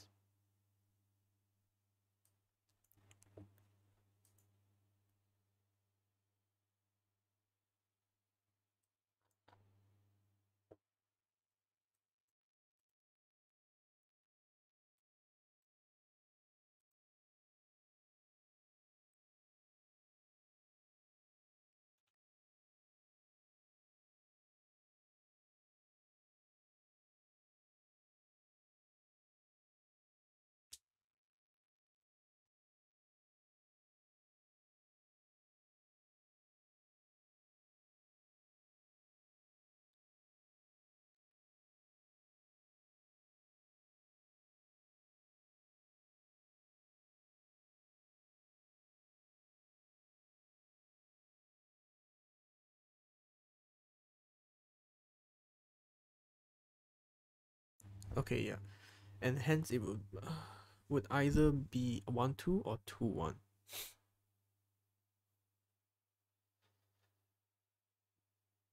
The third cheapest could either be the unused pair above or can be 1-3 and 3-1. Indeed, it would have been 3-1 in the example if the third pair effect had been $120. Do we have time to sort the two respective lists of fares? Don't have to. They come in sorted order in the database.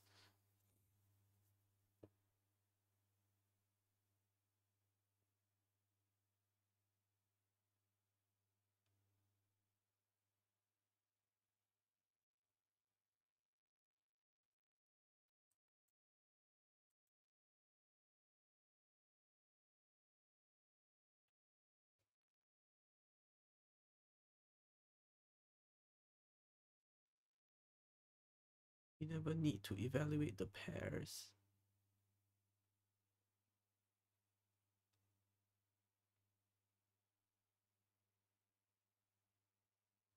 They can clearly form.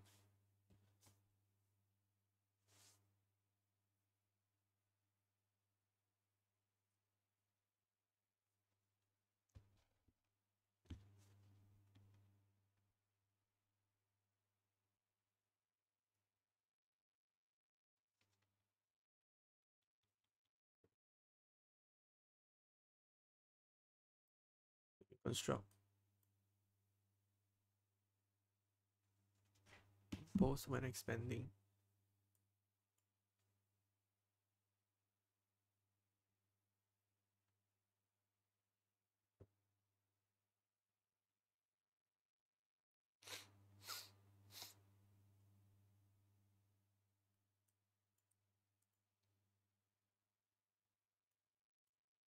In fact, we never have more than n active pairs in our data structure, since there can only be one pair for each distinct value of the first coordinate. Since there can only be one pair.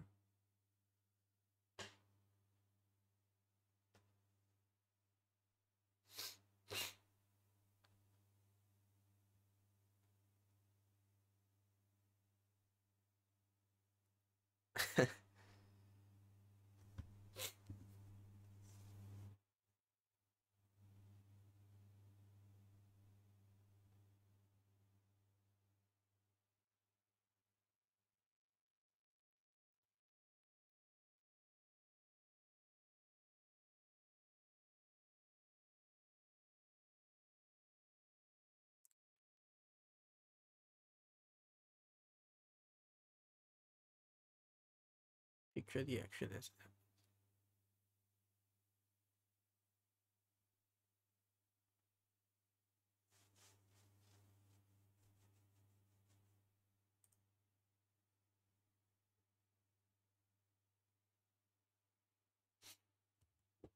we could concatenate them into one list and call heap sort or some sorting algorithm, but that would just destroy the expand. We can merge.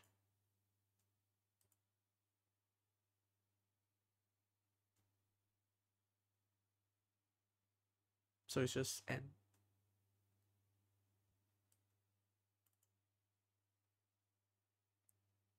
If we assume for simplicity that n is the power of 2, the kth level consists of 2 to the k. to call processing subrange of. The work done on the 0th level involves merging one pair of sorted lists size of n2. The work done on the 1st level, in general, the work done on the kth level is merging 2 to k pair is 2 to the n divided by 2 to k. And then so linear work is done merging, and then there's log n elements.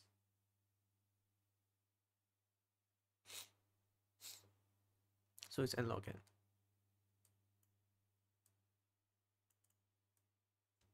Okay, so yeah, merge sort is n log n.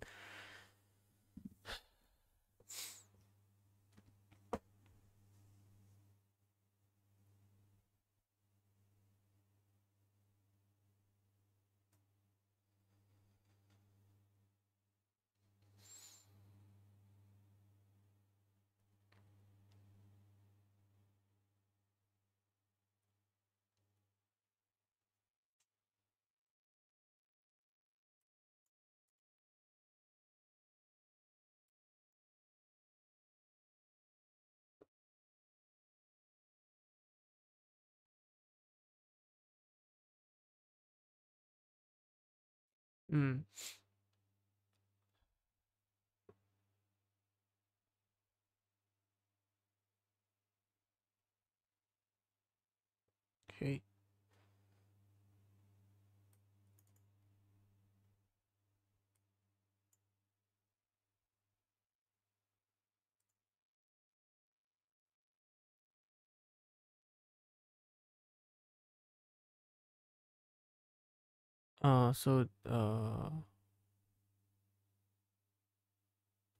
Okay.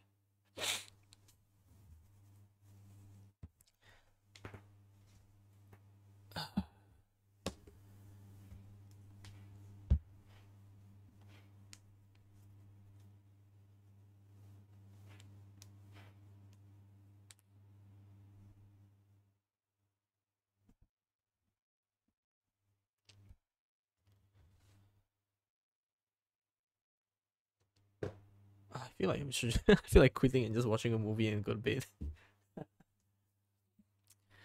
Okay, you know what? I've earned myself another round of chess.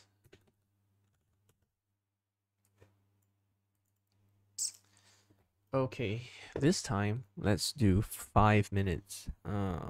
Let's go for 5 minutes. Oh shit, this is huge. Wait.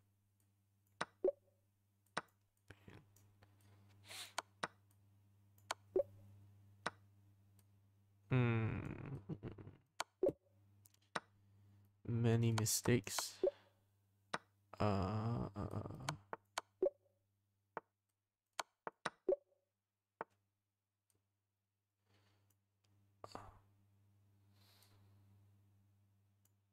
Wait, oh, white to move. I thought it was black. Wait. I think I just do this and I run whichever way. Wait, what?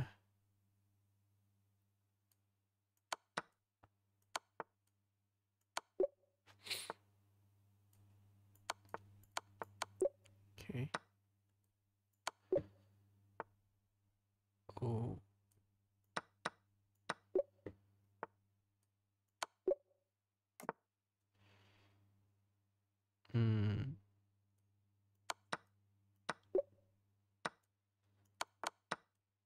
Okay.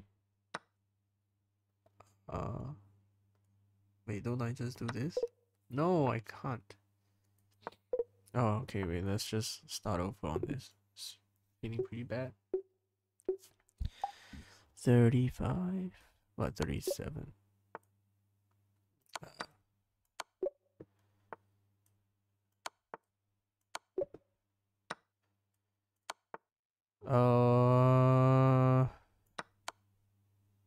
What?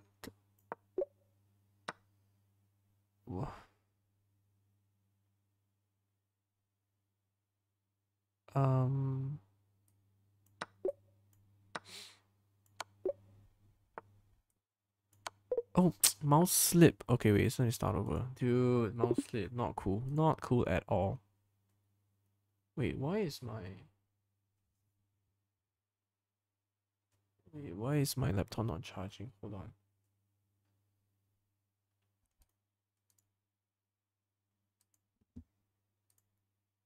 I don't know what's going on. It's not charging. Shouldn't it be charging?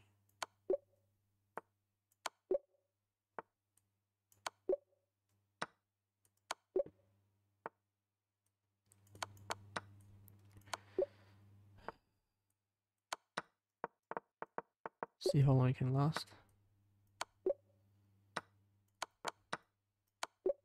Okay. Oh, what the?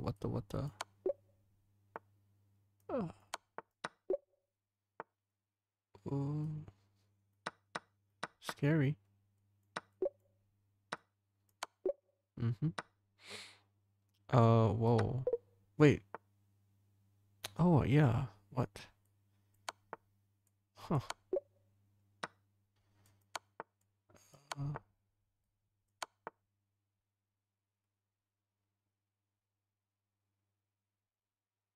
Whoa, what? Ah. Mm. I guess here. This guy. I guess here.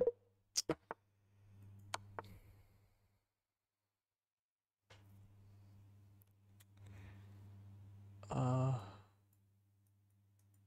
I don't know. Oh.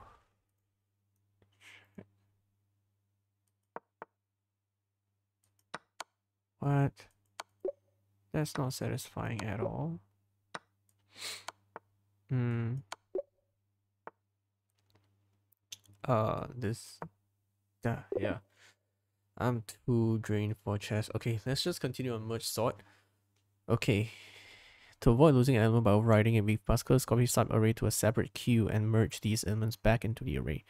In particular, buffer 1 and 2. Yes. Init queue. What? What's init queue? I don't know what that means, but okay.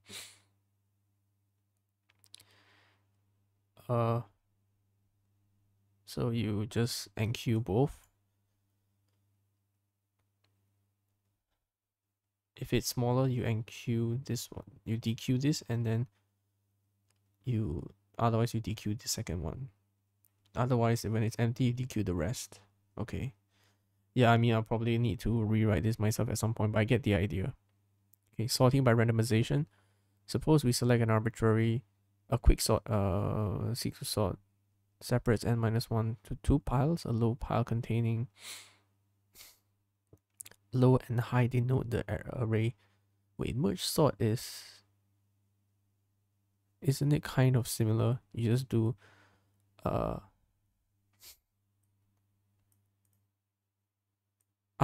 you just yeah, okay, so you don't throw them around. Low and high denote the array positions into which we place the respective pile, leaving a single slot between them for P.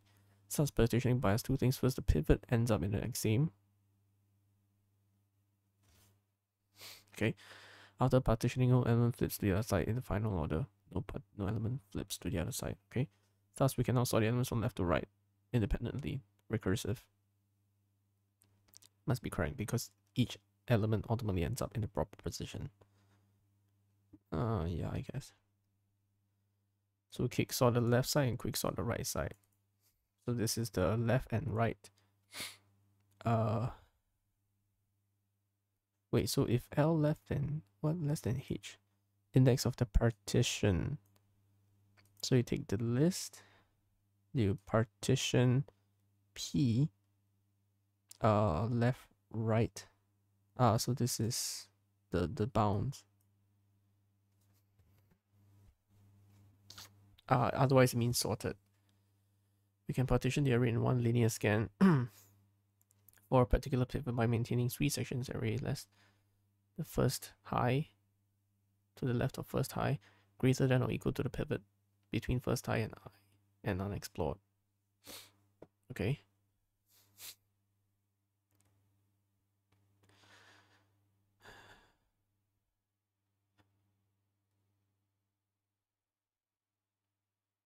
First selecting the first element each sub as pivot, then selecting the last element.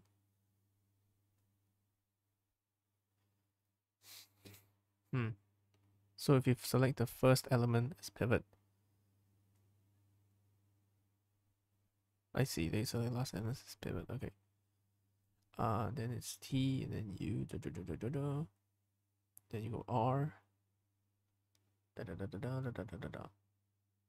partition. Partitioning is quite straightforward. I think the divider, so the first high divider position. So, if pivot element indexed, counter, select last element as pivot.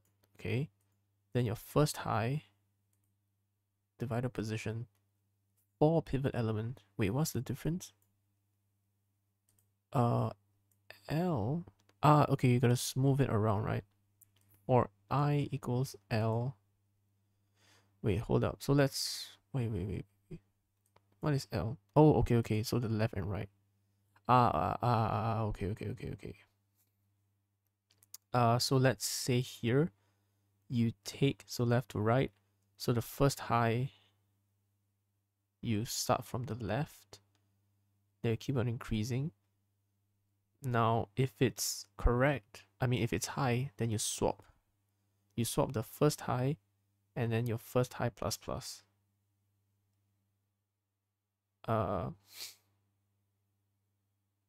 First high is the divider position. Shouldn't it be minus minus? Or if it's less than. What? Hold on.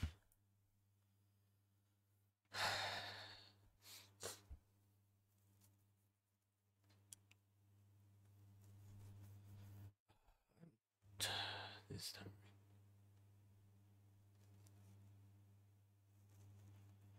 Wait, something's wrong with my computer. Why is it not charging? Huh. Oh.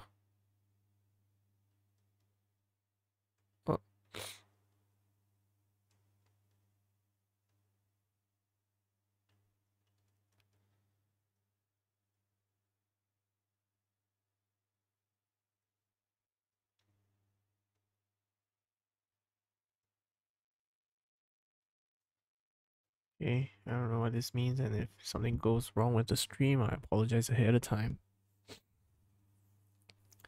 What is first high?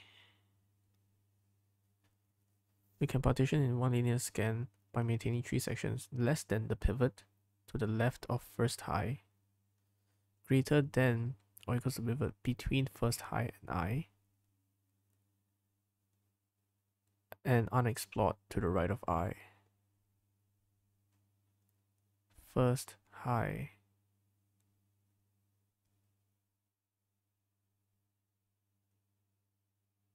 So once you do that, then at the end of the day, you have first high and I meeting. I don't know. Okay, so let's just think about this. So first I start from the left, and then if Si less than Sp, where P is the last element, if it's less than, less than, if Sp is less than, then swap I, what? If it's less than, why do you want it to move then? Shouldn't you want it, if it's more than, no? If Si is less than Sp, swap Si and S first high plus plus. Then you repeat. What? Swap SP. Wait, I feel like this is supposed to be simple, but I'm not seeing it. Oh my god. Wait, why is it so hard? So let's say I have this situation. I take this. Okay, I take this pivot position, which is the last one, and then I say,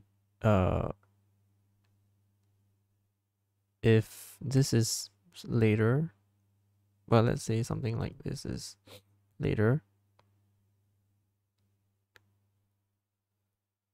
then you move it to here, then you push it over. Oh, you need, wait a second. Ah, shoot. Getting frustrated.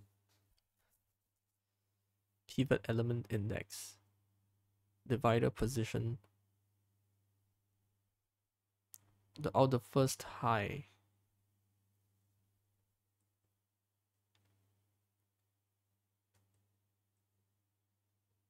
The divider position for pivot element.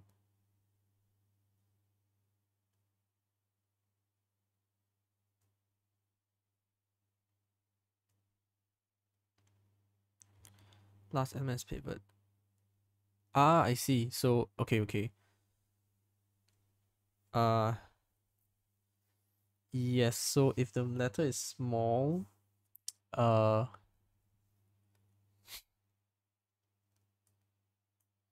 then you swap SI and first high. Wait, but what is S first high? Yeah, okay, so if it's 2,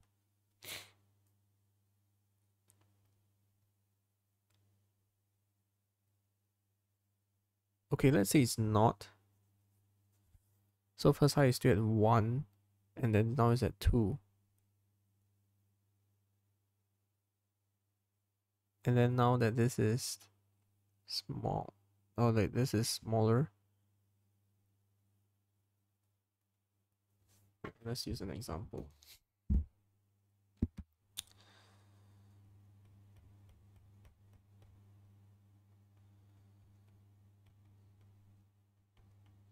Okay. Okay.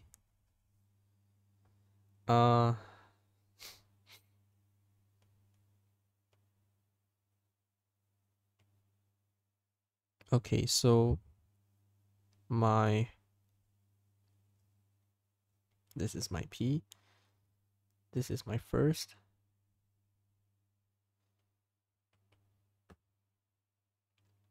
So it's less than. So swap I and first high. Then first I go here. Now if I swap, now if I is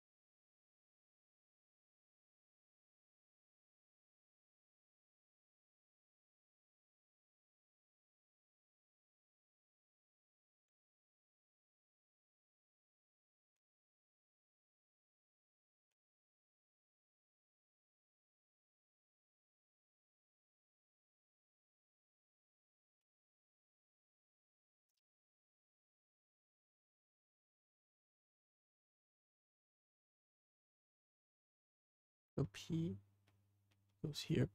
So I and F starts off here. Since this is smaller, then they swap.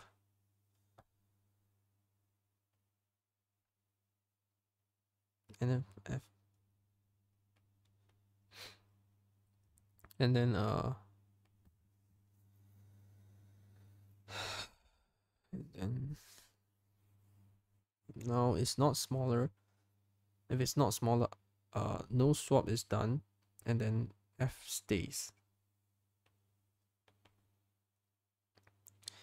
Now you swap.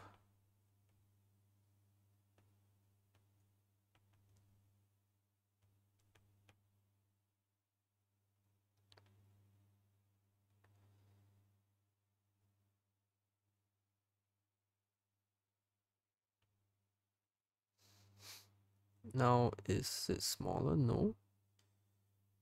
So if it's not smaller,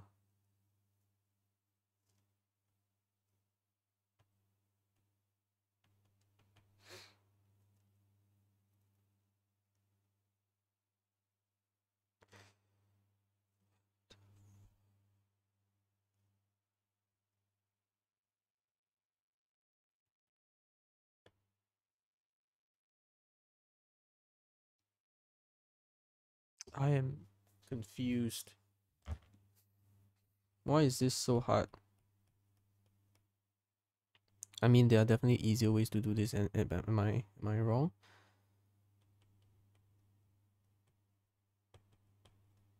Okay.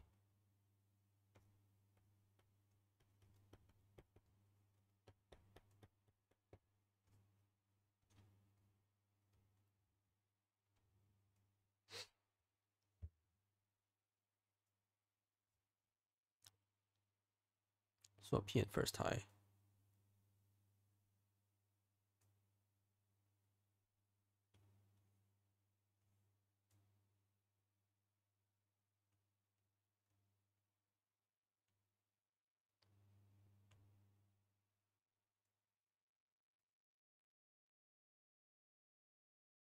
Ah, that means you track here.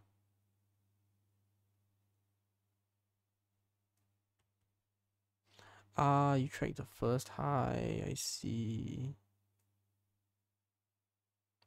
So the first high, it stops. Okay.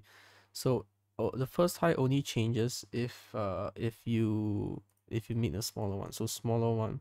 So it'll be I. Okay. Okay. Let me just rub everything away. So it'll be I, F. And then if you meet up, you need to swap with the first high. And now I, F. Now it'll be I, F, swap.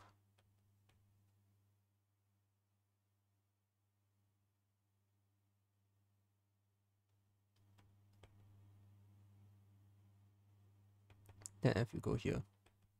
Then I, F, you stay. I, F, you swap.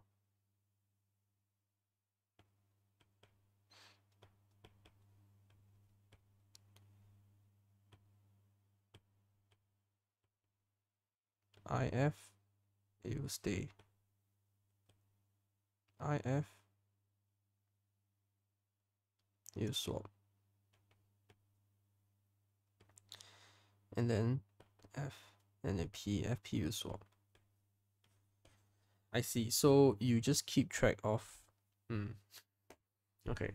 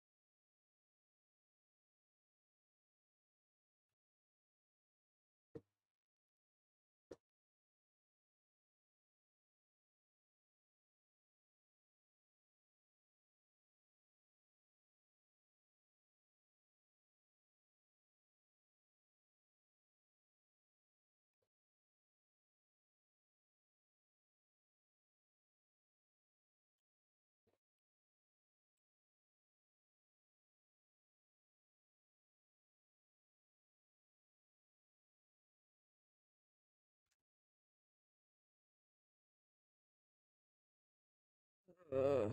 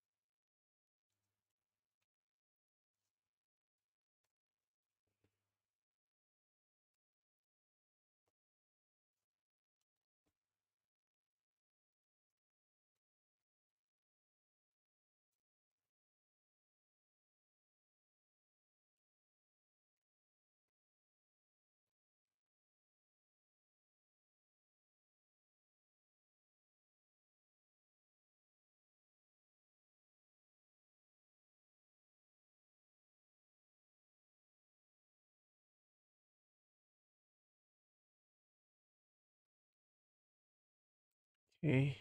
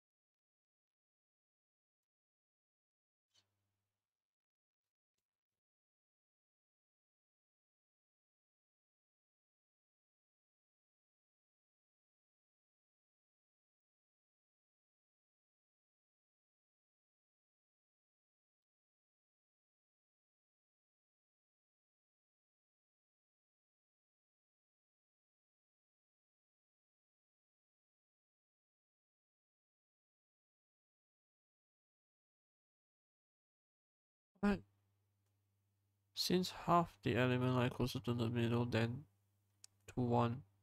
Hmm.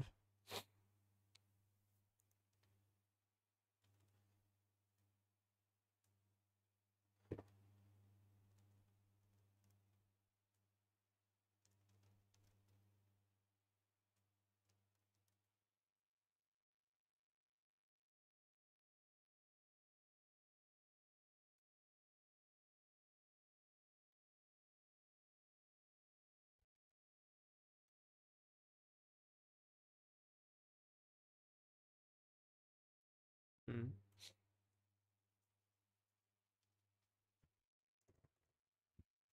Random quick sort partition trees. Ha ha ha ha.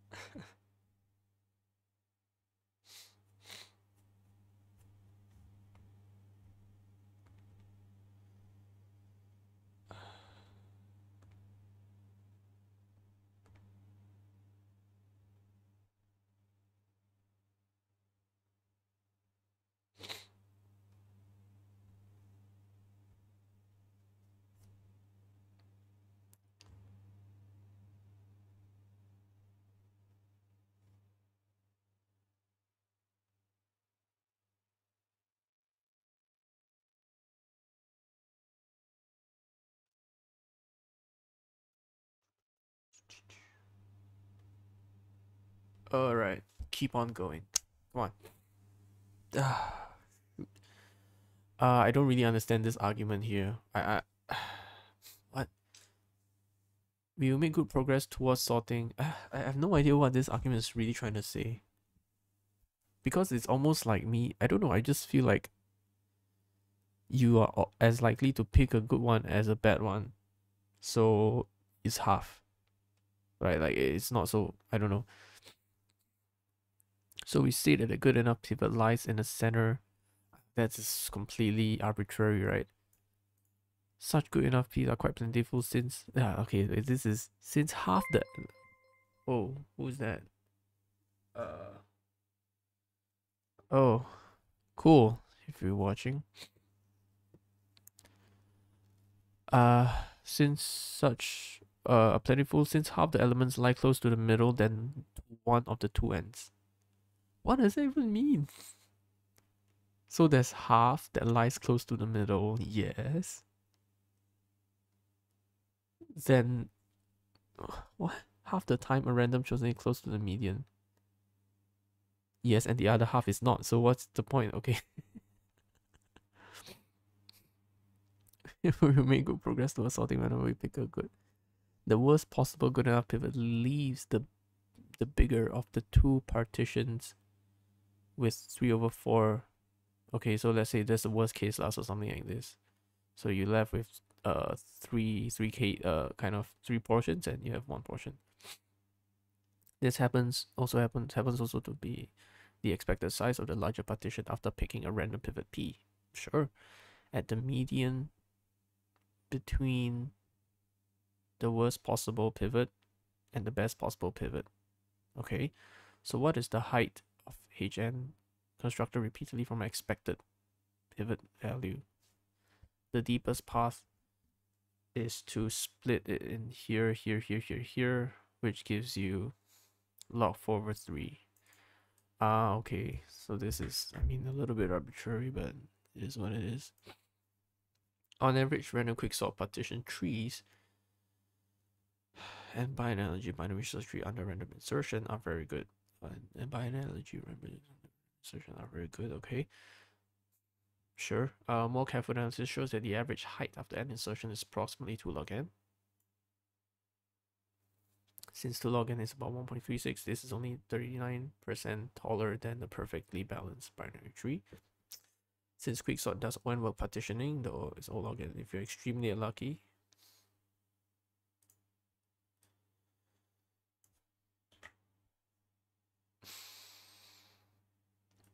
Yeah. Okay. Alright. So worst case is n square. If you pick the worst, which is on average, it doesn't really happen. Merge sort is kind of safe.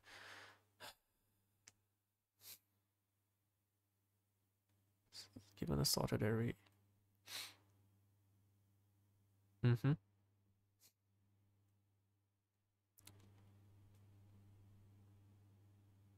Presented above made no claim stronger than if you give it randomly. So yeah, suppose now you add the initial step to our argument when we randomly permute the order and try to sort them.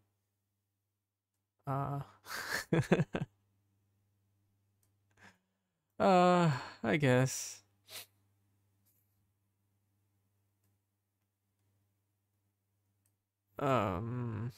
Okay, it's a. I guess. I mean, this is kind of. I don't know. This is kind of silly. I don't know. Same. You can the scenes already by selecting random element to be privileged them. Sure. Randomization is a powerful tool to improve. Yeah. Okay. Can be used to make algorithm more robust to boundary cases and more efficient on highly structured input instances that confound heuristic decisions such as sort input to quicksort. Yes, it often lends itself to blah blah blah. Okay, probably the theory sounds fun. How about some of the basics? Random sampling.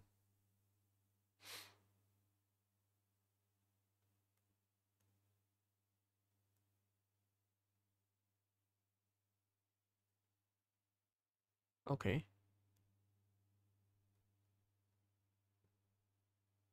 Yeah.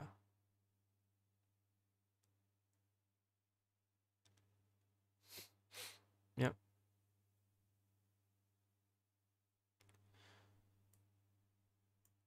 Okay.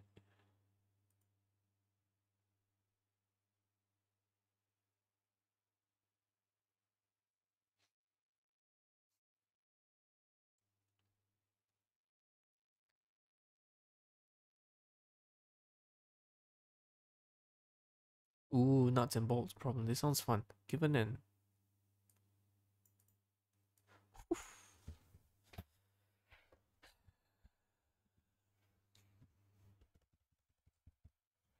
okay.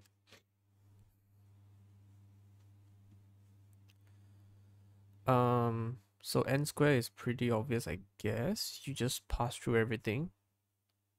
You just brute force, right? You just go through n square combinations and you're done.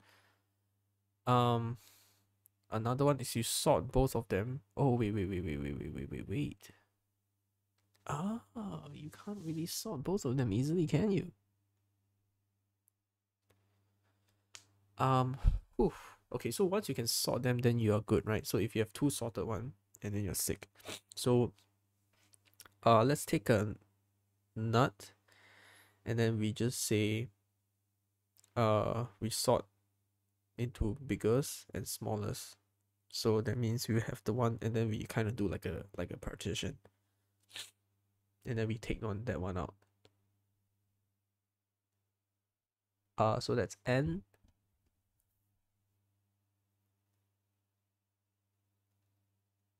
and we need to find another partition. So we take a new nut, we do it. If it's too big, we put it there, and then if it's too small, we put it there. Oh, so we practically do a quick sort.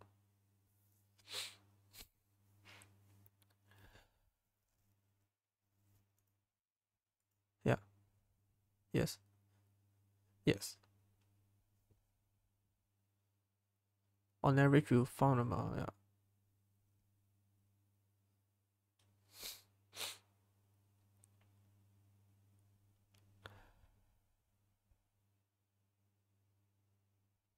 Yes.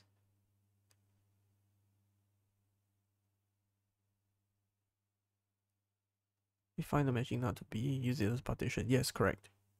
So yeah, that's more or less what I described, I think. Yeah, so we are just emulating. I mean, in this case, we are practically implementing a quick sort.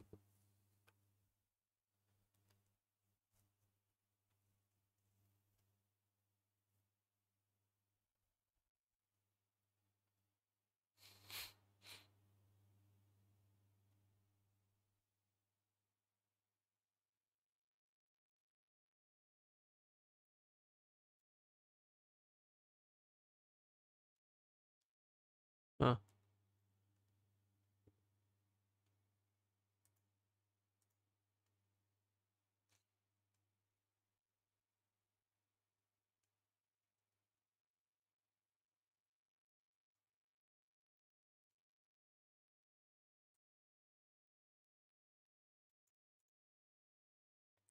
Okay.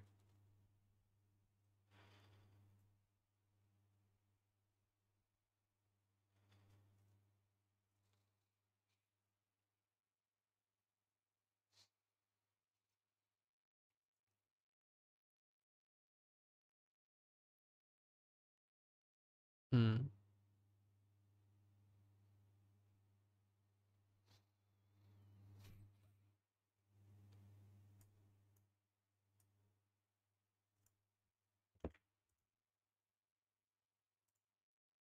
Oh.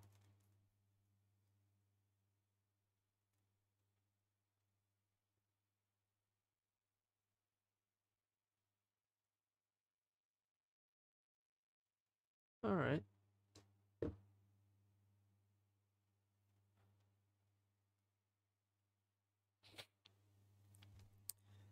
Oof. Oh, this is getting pretty tiring. Come on, I gotta keep on going. Don't be a wuss about this.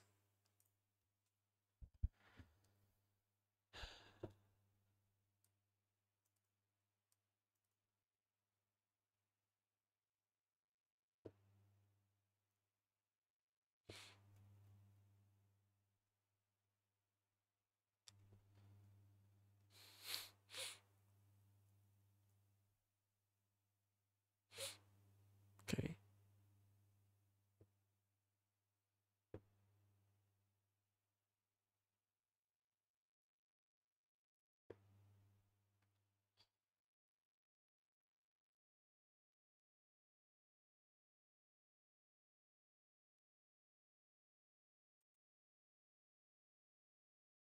Hmm.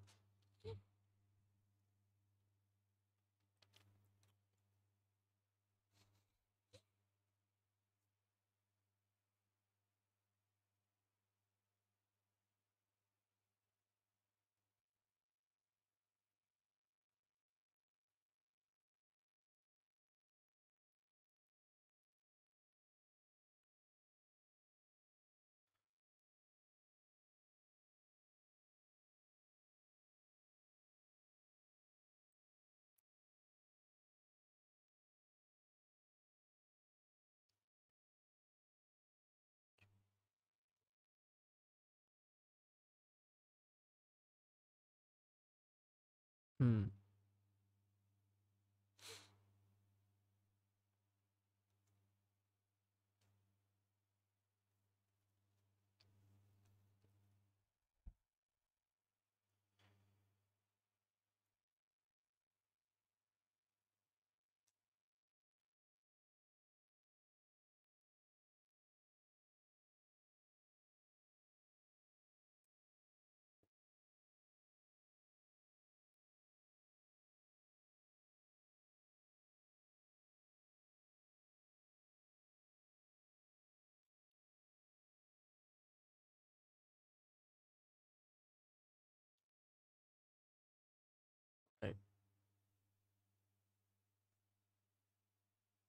The outcome of each pairwise comparison governs the runtime behavior, sure. And factorial leaves, each of which can correspond to 1.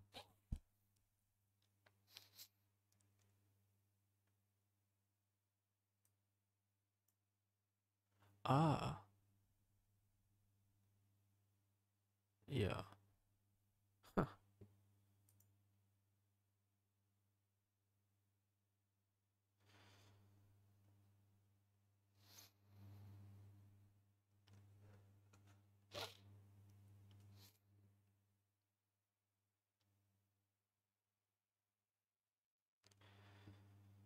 The idea can be extended to give low bounds for an application of sorting, including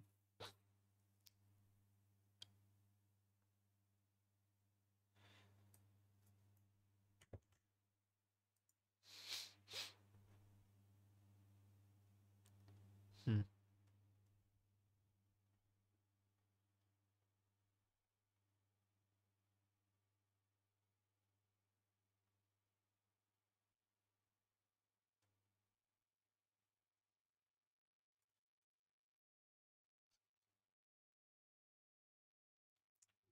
Okay.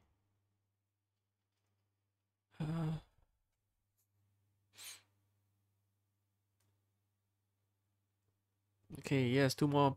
Yes, almost done. I lead a quiet, reasonably honest life. One reward for this, I don't often find myself on the business center surprise calls. That's what's done for no sorting out. What? Also, okay, case involve high performance program sorting any expert witness who could explain technical details to the jury. They knew I would need something about algorithm, but before talking to them, they see my teaching value proof. I could, they promised they, I figured I would learn which in place sort was the fastest. You promised me that in place sorting fast in practice was a heap sort of quick sort, a subtle secret that was working the difference minimized. Thus, it's quite humbling. Nobody cared about in place sorting. The game was a huge file, much bigger than can fit in main memory. All the important action was getting in the data on and off a stick. A cute algorithm for doing internal sorting was not the bottleneck, but the relies storing gigabytes of data at a time. Recall that disks have relatively long seek times, reflecting on how long it takes to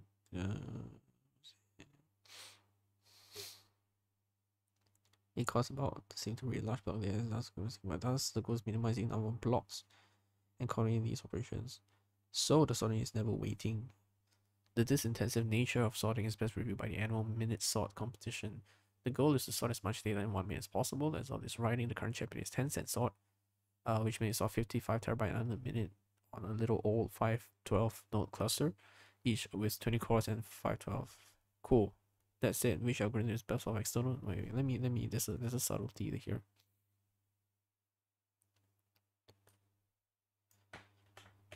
Okay, I think this is pointing towards something that is important, that hey, at the end of the day, don't get completely caught up with your big O's, especially if you're only using a RAM model.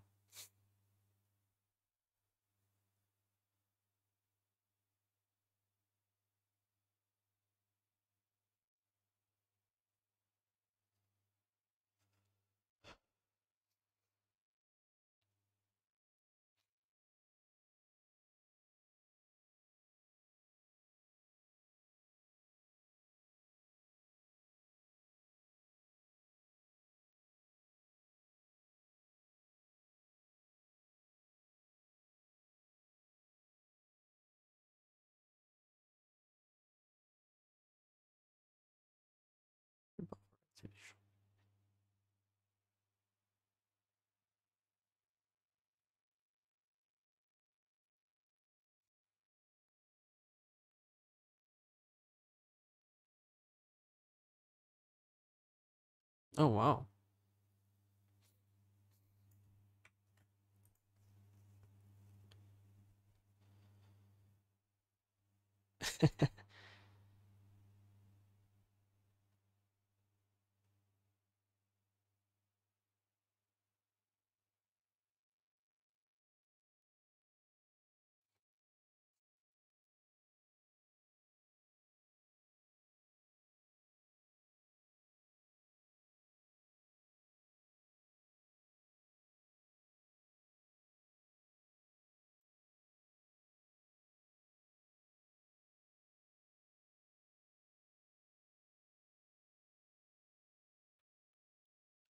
Very nice.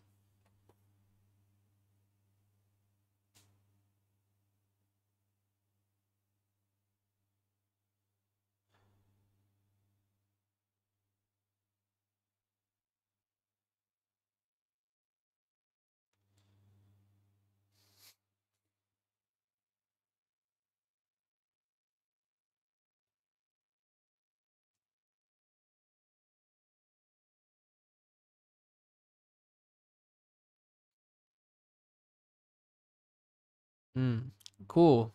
And that's the end of the day. That's the end of the chapter. Yay. Of course, reading it is at most half the work done at most. Doing is the other half and probably the more important thing. So yeah, okay. So maybe next time or something, I'll do something. Okay, but for now, not gonna complain too much. How are we doing on time? About 3 hours. Oh my god, can't believe I actually stayed up and did some work for almost 3 hours. That's good. Yeah. So just a quick recap. We learned about heaps. How to do heaps sort. The idea that heaps are implemented in arrays and how we can do sorting with them, uh and then we have merge sort and quick sort, and merge sort is n log n, and quick sort is, well, n log n for randomized. On average you get n log n. And the tricky part is always the combination seemingly. Oh well, it doesn't really, yeah, it's not always the case, but partitioning is a little bit tricky just because if you're not used to that, and merging can be a little bit tricky. Other than that, I think I get the main ideas. I'm probably gonna forget a lot of the details, which is expected, and honestly, I think it's not so bad because I could always come back to them, and I will find out what is more important to remember. Um, when I do the actual coding practices, and probably experience more seriously what hash tables can do for me and things like that. Okay. All right. All right. Have a good rest of the week, you guys.